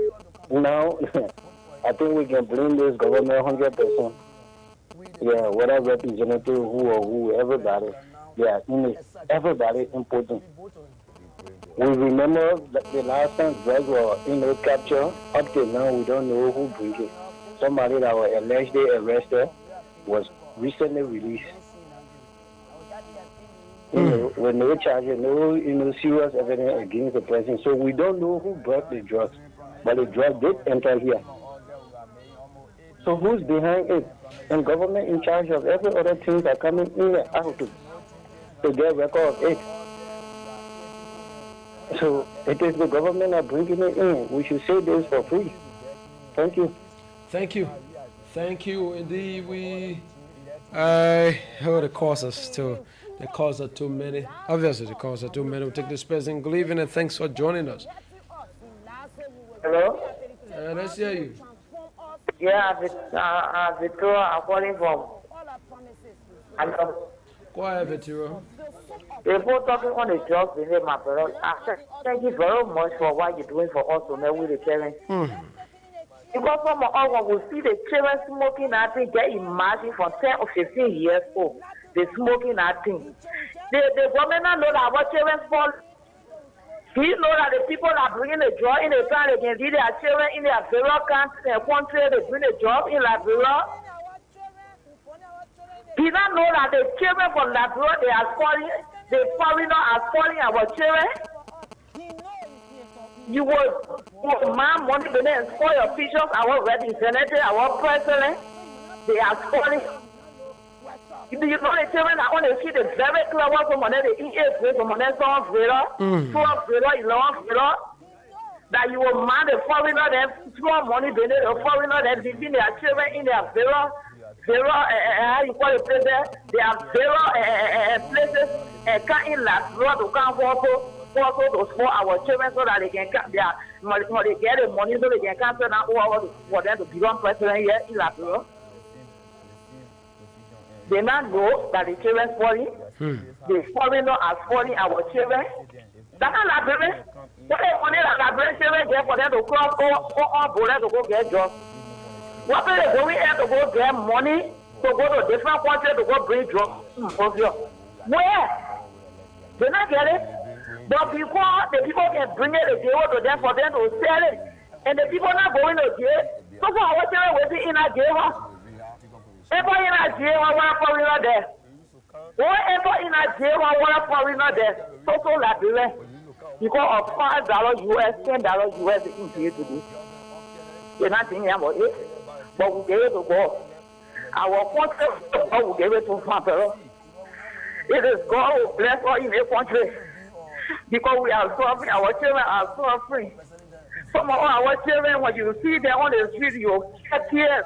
11-year-old child, they will be able to go to different countries to go take job from there every year.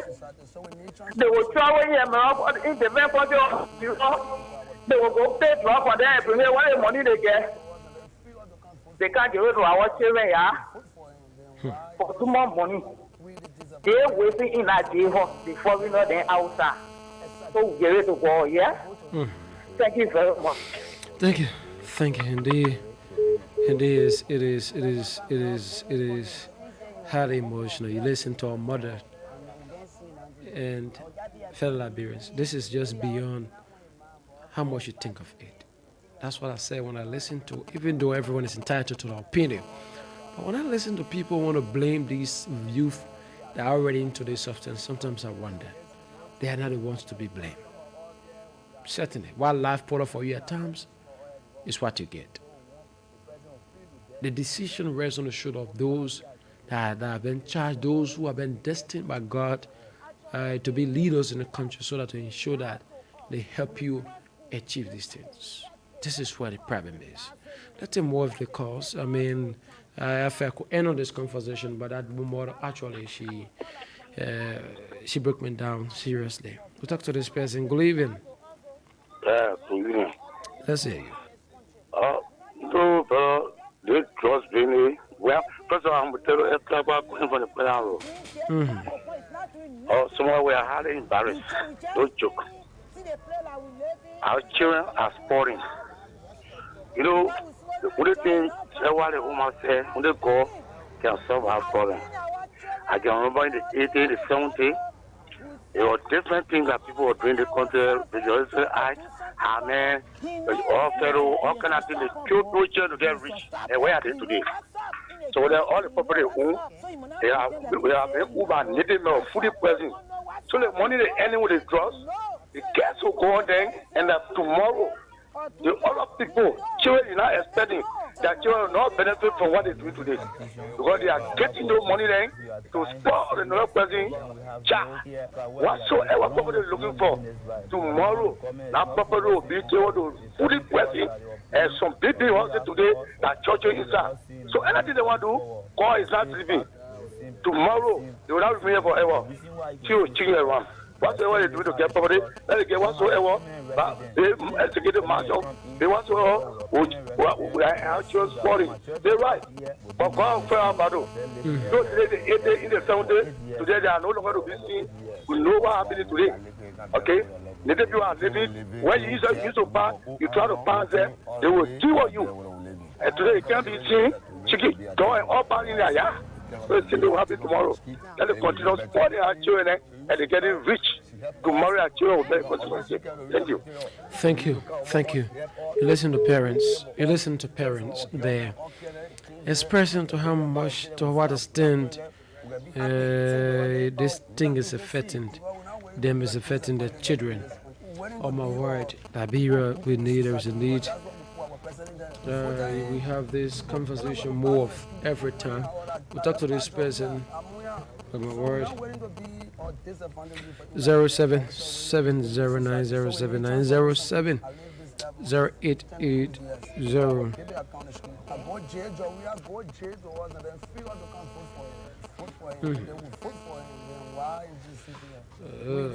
my word. I'm not getting this thing from this man. We'll talk to this person. Good evening. Good evening. You live. Let's hear you. Thank you. I'm super genius, CRC of the intellectual class of district number 14. Go ahead. You know, I follow the show, you know, and I see and I listen to the emotional aspect of it when our parents speak, you know. But then this issue, it should be engaged from a holistic standpoint. I definitely, as an intellectual, will not blame one person, not the government, definitely not the family, not the individual. So I think collectively I should blame everyone. Now, the first thing, when we talk about government takes responsibility. But don't forget, the family is the first unit of the society. Now, parents should not dash the responsibility of the children to themselves. That is the reason why you see when children are out there, they mingle themselves with one another, and at the end they get involved with so many kind of development acts. These children, these young people, they take this thing out of luxury. You know, they problem with it. We live with these people, we see the kind of things they do, and why they take it. And not every one of them, you know, take it because they feel they are disadvantageous. No, some of them take it out of man's love. And to be serious, I think the president should declare there's no choice as a national emergency. Today, unfortunately, I was coming from Waterside, and I saw one of my little brother, that's a friend of my brother, you know, this begin graduated the last day from high school, and he told me what they are called his hair, he started singing one of a song to me, you know, the little boy is crazy on the street. Can you imagine someone fun hitting some ball? And similar to last week, one of my followers or some platform, he left the yard after his mother has watched.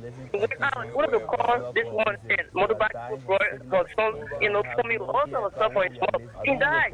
So this issue is a national emergency, and I think we should all engage as families, as Liberia. One of the colors said, this has passed beyond government, and the family need to get involved. We need to talk to our children. We need to talk to our little brothers and sisters. There's not something for you to politicize. If you want to politicize it, well, you can go ahead and politicize it. But I think the young generation are perishing day by day. Thank you. These young people about the effect, about this thing. After my you can shout at them, you may even die in the person. Thank you. We talk to this person as well. Good evening. Hello? Good evening. Yeah, this is Isaac Brando. You know, I'm constrained to call from my sick bed because this topic is very emotional and very heartbreaking. I'm the chief of operation for Community Watch from Popular Liberia. You know, this drug issue is something that we have to give a holistic approach to. The issue of drugs is prevalent in all over the world. It's not only unique to Liberia. But as for Liberia, many times people call people disadvantaged youth. But most of those people that you claim to be disadvantaged are from very good homes. And from peer pressure, most of them are led in the street. And to rehabilitate them is a process. It's not an event. Because the same process they pass through to get in the street should be the same process that should be used to get them out of the street. Now, it's a holistic approach. The community has to be involved. The counties have to be involved. The country has to be involved. Every individual must take it a responsibility to see how best these children are catered to, because the problem here is getting very volatile. And if we sit and allow it to become alarming, like the way it's going to affect everybody, not only government. So government will be the one to support these programs, but we have to take the bull by the horn, because the ghettos are in our community. The ghettos is not in the ministries, they are in the community. And those people that are taking the drugs are our children. So those things that we are talking, we need to take a holistic approach and join government to see how best we can be in a position to stop these things from happening. The problem here of drugs is a lubricant or venture. It's a lubricant business. So you will not attack people from government, say that government bringing it. No. They look at even the night watch that we are doing. You go in the street, you see a whole lot of foreigners in the night watch. Why do you think the foreigners are there for? Some of them are there because they want to distribute the drugs. And these are the things that they're forcing themselves to get in the night watch. There is no way in the world you go and see the people night watch. They have foreign people there because they know it's a cardinal agenda to their security, because every civilized government runs at night and delivers at day. So if you can allow strange people to be all over proliferating your streets in the night, so they're doing night watch, it will help all your own people. And most of the time, you think, why the drugs is all over this place? Because these things are happening. So we got to take a holistic approach, go to the mosque, go to the churches, go to the communities. Look, the people are not visiting the community programs again. The people are not doing it. They're just allowing other people, because they are financially potent and using the radio stations to carry on night watch activities and allowing it to happen. When we speak against it, the people say that we want to finger point to people. No, people will not allow people to use them to be in a position to achieve their own deliverables. So we have to be there to talk out. It's a time that Liberians take the bull by the horn and see how best we can be in a position, all of us, to join with government to see how best we can attack this drug issue. Thank you. Thank you. Isaac Banner, the chief operation of our community watch from Popular Liberia. Thank you. We talk to this person. Good evening. Good evening, my brother. How are you today? I'm doing perfect. Let's hear you. Yes, thank you. This is John D. Thomas, and I'm on the St. Paul River this evening. My brother, some people hold a laundry mini, they will say one thing over and over. Let me say this to you. When it comes to issue of drugs, every part of the world they have drugs there. Even the great United States, they have drugs, people doing drugs. But government charged with the responsibility to do all for the citizen. My brother, when the drugs passing, who control the entrance? Then the other people want to bring lazy argument on this platform. They say we're not going to bring on government and we should take the bull by the horn. Let me tell you something. That is a lazy argument. And it belongs no part of the plan line. The drugs passing through the entrance of our very port. The $100 million drugs, what you found there in the port? The 40 feet container like king with drugs, where it passed. Then you say we shouldn't put beyond government, we should take bull by horn. Look, let me tell you something. It's a very big lazy argument. If government serious to fight drugs, it takes government no time. It takes government no time to eradicate this drug issue. I challenge this president to sign that drugs law. Chemical resource will break down. It will come to us momentarily stand still. It will not function. Then he signed it. I challenge him. Then the police, the justice system will get teeth to bite. Then he signed it. Let them see. If somebody plays behind bar in the dark room for your left time, you will not see possession of drugs in the street here. Then you say we shouldn't explore the demon government lab. What's wrong with you guys? So when you come on the platform, you see that everybody else can talk to the people just that are listening to you in that kind of manner. Look, government charge with responsibility when it comes to issue of fighting drugs. You able to fight in your community, you ought to fight all together like in your community, you ought to fight your people, you ought to fight them. What is the instrument that you use? What is law that you use against those people? You just get on and take policy and go fight the people? The law will hold you. You shouldn't bring the kind of lazy argument. Sometimes we listen to some of those topics and we just cut our radio off because you guys want to direct the topic to shy away to move. And that's exactly what we continue to say. In all fairness, if we have these kinds of conversations, the greater responsibility must be shifted on government because the thing that happens is that you are in authority. So what it means is that once you're in authority, everything that goes on, you have to take responsibility. I think this is one of the areas this government have to understand that when you're in authority, anything that goes on, whether right or wrong, you need to take responsibility. Look, let me say this to you. When the government made their progress, the cliff going all around here, be running with things around here. Said, oh, they achieved since 1847. Nobody had done it, they one did it.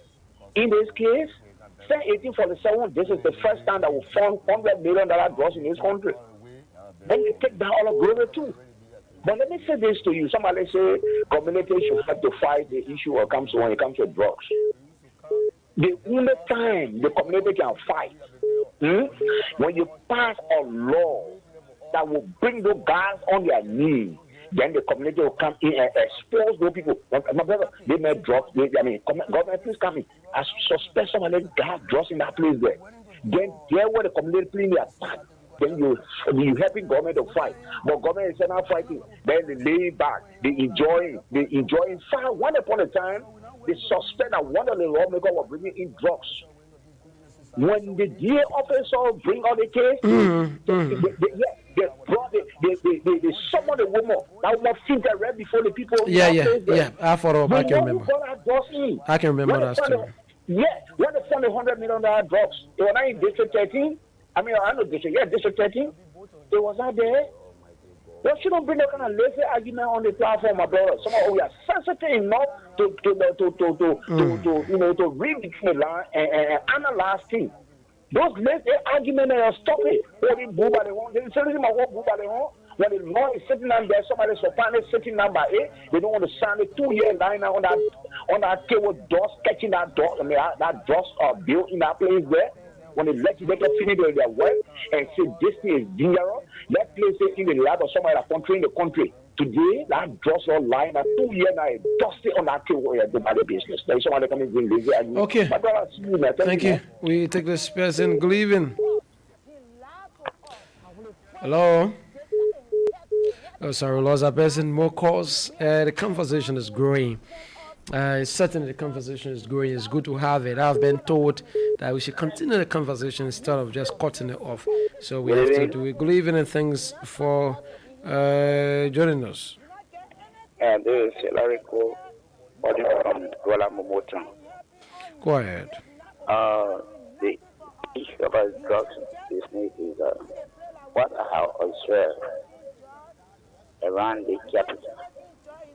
You see where they are selling suffering, the other supermarket all the way to Vanna Street, over there, where they're selling those deliveries, selling those funny things inside there.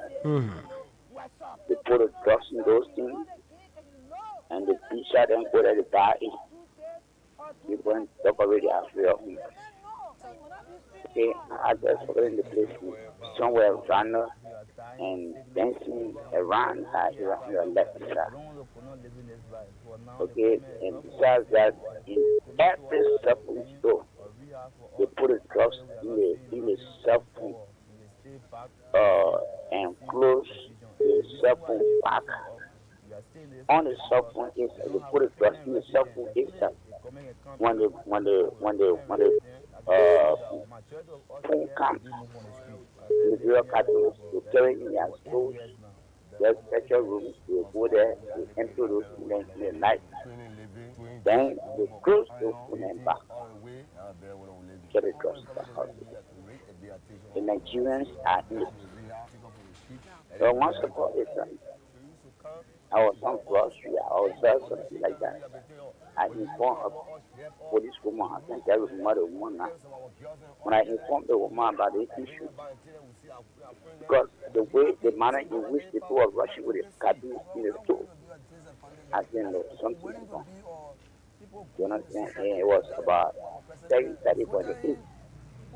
So when I observed, I put that woman to my face, Papi. Yeah, he's telling me I could go there to arrest. But even if I arrest, the boys will when I get a company, they will send you there. Okay? The people will send you there. Thank you for that. I'm going to leave you right there. We're going to close up, shut down the conversation further. Good evening. Yeah, good evening. Let's hear you. Yes, my brother, thank you for your platform, the student. My brother, the drugs are taking millions of things back away. Happy? Oh my word. Oh my word. Indeed. Some of us here, we are trade people then. Only thing I'm begging some of us because we learn trade. So we want the president to please with begging and then please open our rehabilitation for all that will change. Let him be fun for all. Actually, he fooled us. He lied to us. And the first thing he did, that he hurting us. He lied, said he will rehabilitate us, he will transform us, he will change us into a lot of things. No, all our promises we're supposed to at least fulfill some of it. He lied to us. They're not counting us to be human beings in this country. You not get anything, just sitting in a chair, making big mouth, that he helping all, he doing this, he not open, he's not doing nothing for us. We just training, see the place that we live in, even though we're smoking drugs. Because we're smoking drugs, he not value us. We are training. We are training our children, we put our children in the ghetto. We don't understand ourselves, so then he try to do something for us. He knows he is a strapper, bro. He is a strapper. He know what's up in the game. He know what's up. So he will not pretend that to say he not know what's up. Open know what's up. He know the game and he know. So it's not need for you to tell him say do this or do that. He know. The man know. So he will not be screening us. Our living condition is not conducive. We are dying from sickness and we have no care about where we are living. I don't want to put on living this life. For now, the government is not focusing on all the coming to us that they are paying or we have for us. But actually, we are not seeing nothing going forward. We stay back to the same position. And the reason why you can see some of we are still in this habit because we don't have a permanent resident. If only the government can come in to help us with a permanent resident, I can assure that majority of us here will be moved on the street. I've been living here for about, let's say, for 8 years now.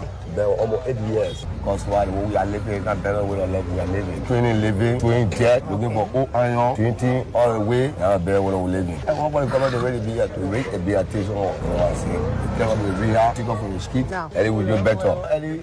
She used to come, she helped us, although she can't rehabilitate us, but she used to come among us, she helped us, she do many things for us, carry some of our girls and all care them, change them, and bring them back and tell them we see our friends them, we can be happy. Send your work getting power, nothing we can see. Because we're not waiting to be a disadvantaged youth in this country. We're waiting to be people good in the society because that's what we put our president there. We vote in. People, anywhere we pass on the street, people playing all that.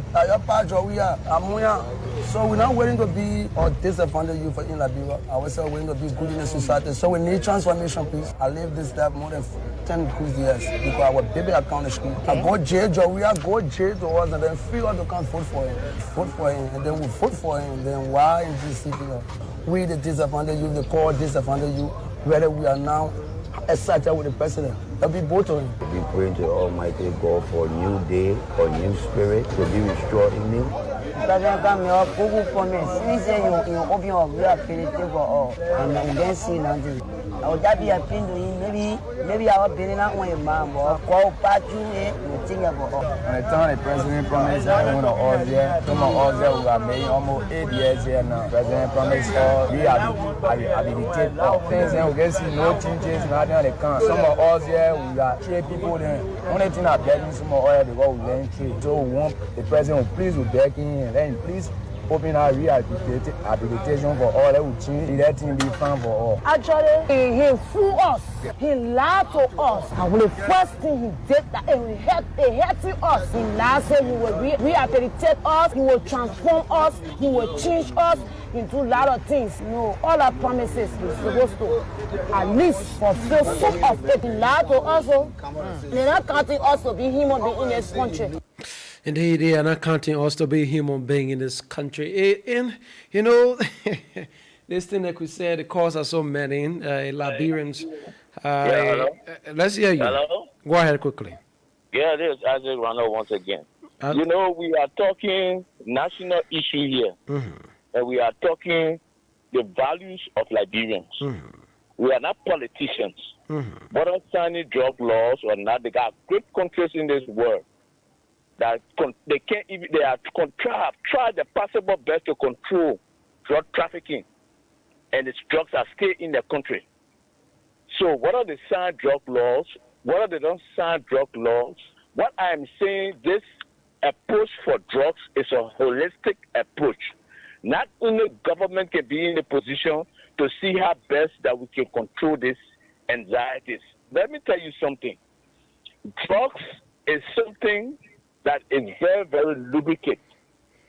So the problem here with the president signing drugs law, I'm not diving into that, but the manner in which everybody got a view, but someone come out and give the view, then another person come to debunk it because he's a politician and he wants to use the media for his own intention.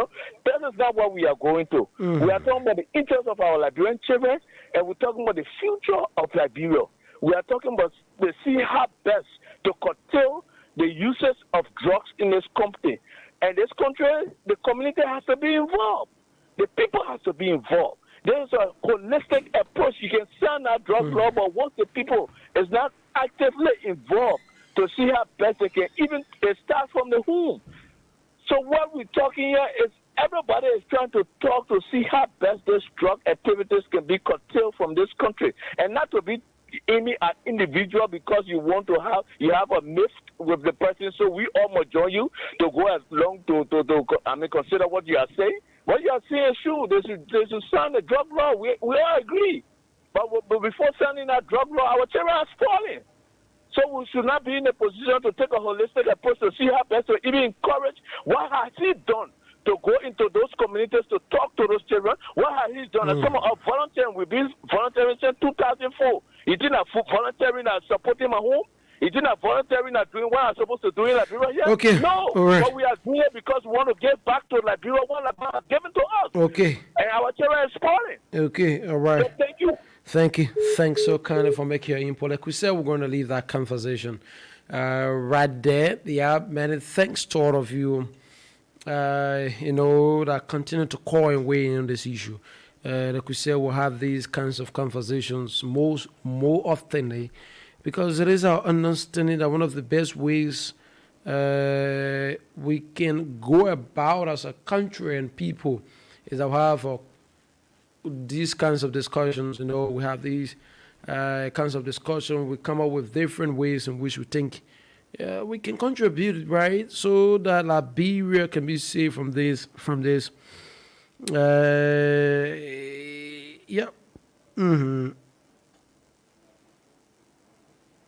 Yeah. So as a way to wish the future of Liberia can be protected. So until then, it's right about time. Today is on a Thursday. Today is on a Thursday, and it's important we have to consider.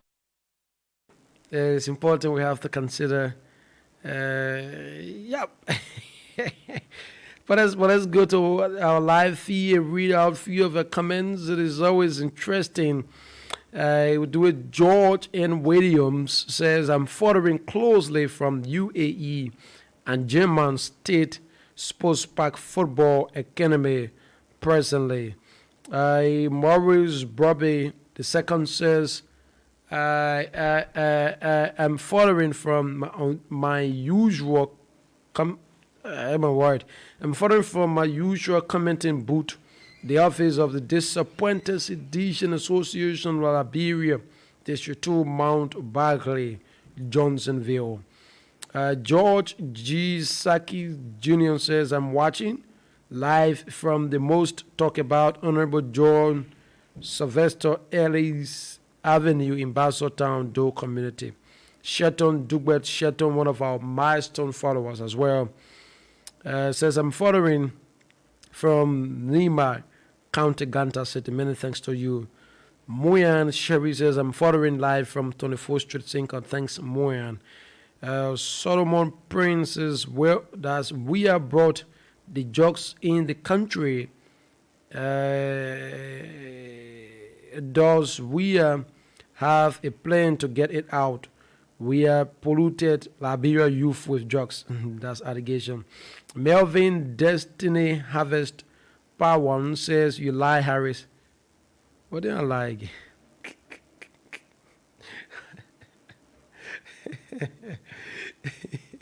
Now I believe when people say radio is also for entertainment. This comment serves well. Amos Mobile said, keep up the good work. I'm watching you from UAE. Many thanks to you, Amon, and all those of you that follow the program. Thanks for following and the issues of today. I would love to say thanks so kindly. And we're going to close on this note that the fight to eradicate drugs outside of Liberia rests on the shoulder of the government. The government must demonstrate beyond all reasonable doubts that she is committed, she has tailored her approaches, she is concentrated on the lives of those youth that are in the ghettos. We must consider that those youths that are in the ghettos are not the problem, should not be the problem, and will not be the problem moving forward. Because what is happening is that, like most of you said, we had a Liberia before where drugs were not as frequent as the way we see it. These things, these things was not in our country. So now the next thing someone want to ask himself, why is it that we are seeing it in our country? It's because we are allowed to enter. So when you bring goods in countries, it's a matter of must the people have to buy. But when the goods is not coming, the people don't buy it. That's the thing about it.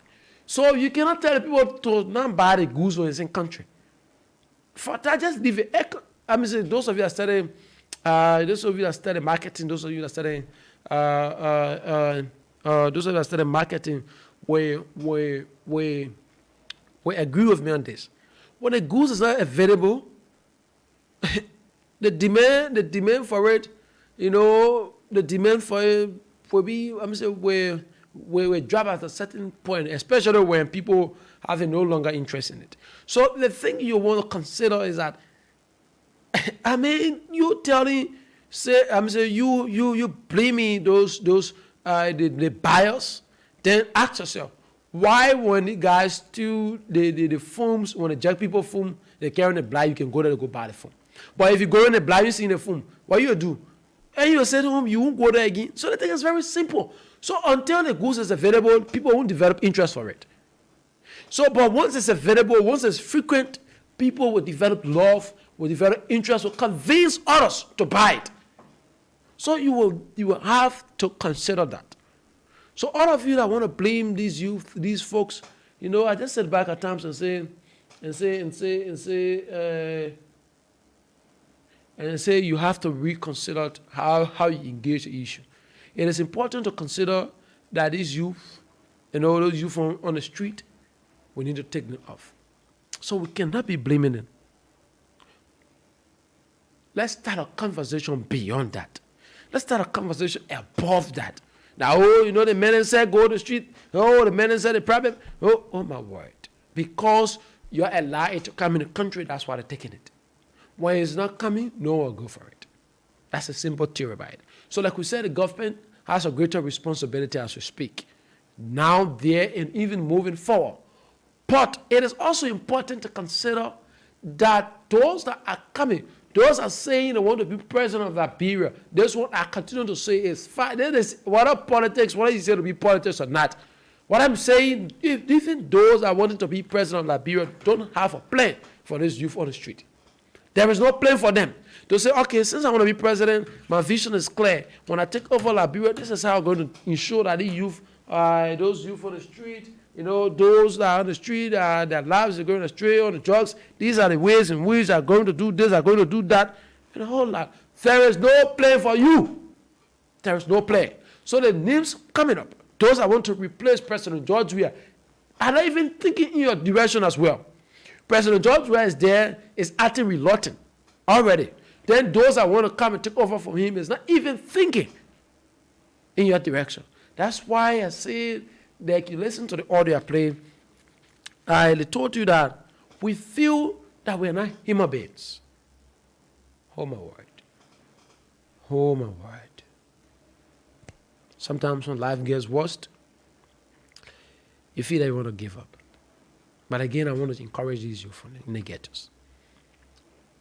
I know there will come a time, I know this country will reach a point that will say, thank God our youth are now on drugs again.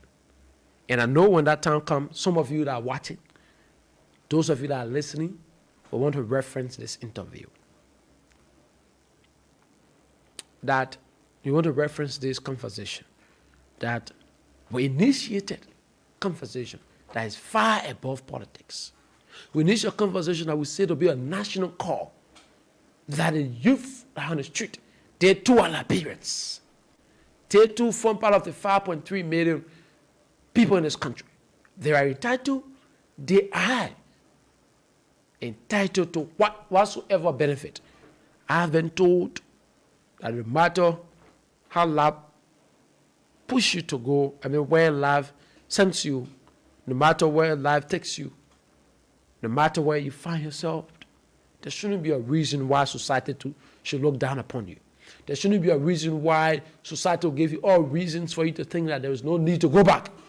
So when we have these kinds of conversations, those of you that are blaming those youth on the street, this is how it presents to them. When we have these kinds of conversations, you are blaming them, the whole, they look for their own thing, they're not supposed to do this. You know what kind of message you send to them? You are telling them that we don't have a space for you again. You are telling them, don't come back to us. You are telling them, go, continue in that life. You're telling them that do whatever you can do, destroy your life. We don't care about you. That's the message you send to them. But I want to discourage those of you. You feel today you are in your right mind. You feel because you are to a point where you are not on drugs now. It might not be you. It might be your brother. It might be your sister. It might be your child you were born. Place it that way so you understand what I'm saying. It will be your child. It will be your wife. It could be your sister. It could be your immediate family member. See yourself that way. You listen to the mother that called, and she brushing tears. You listen to the father that had to call from his sick bed. And like I've told you, if some of us, especially I, Harris, Billy, if there are no other contributions we can provide to Liberia, at least we should be able to contribute to give people a sense of understanding about the decisions they want to make. At least history should remember some of us that when these things happen in our country, we give our people directions. We tell them where to go. We tell them what to do. Tell them the ways in which they should engage the issue. And this is what we sign up for. That's why some of us enter the media. So that we should have an informed citizenry. When the citizens are informed, democracy flourishes. Democracy grows. Democracy, expand. Democracy is welcomed because the citizens are informed. It applies to every sector. That's why you need an informed citizenry. To get them, they are depending on us in the media to inform them, to give them direction, to sell the argument in a way that when he or she lies down in his room is able to understand that I think this is a way I can go. I think that is a way I can go. And to do it, we will need to have more of these conversations. We appreciate every one of you. We remain grateful to every one of you. And like we said, we won't stop. And like we said, we will continue. And I want to challenge you this evening that it might not be you today. Others are out there that are suffering. There are folks, there are individuals that are waiting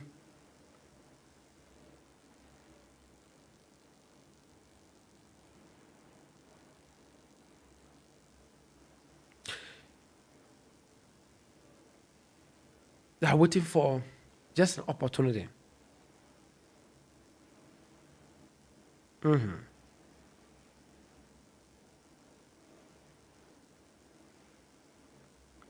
Some of them waiting for an opportunity so that lives could be transformed.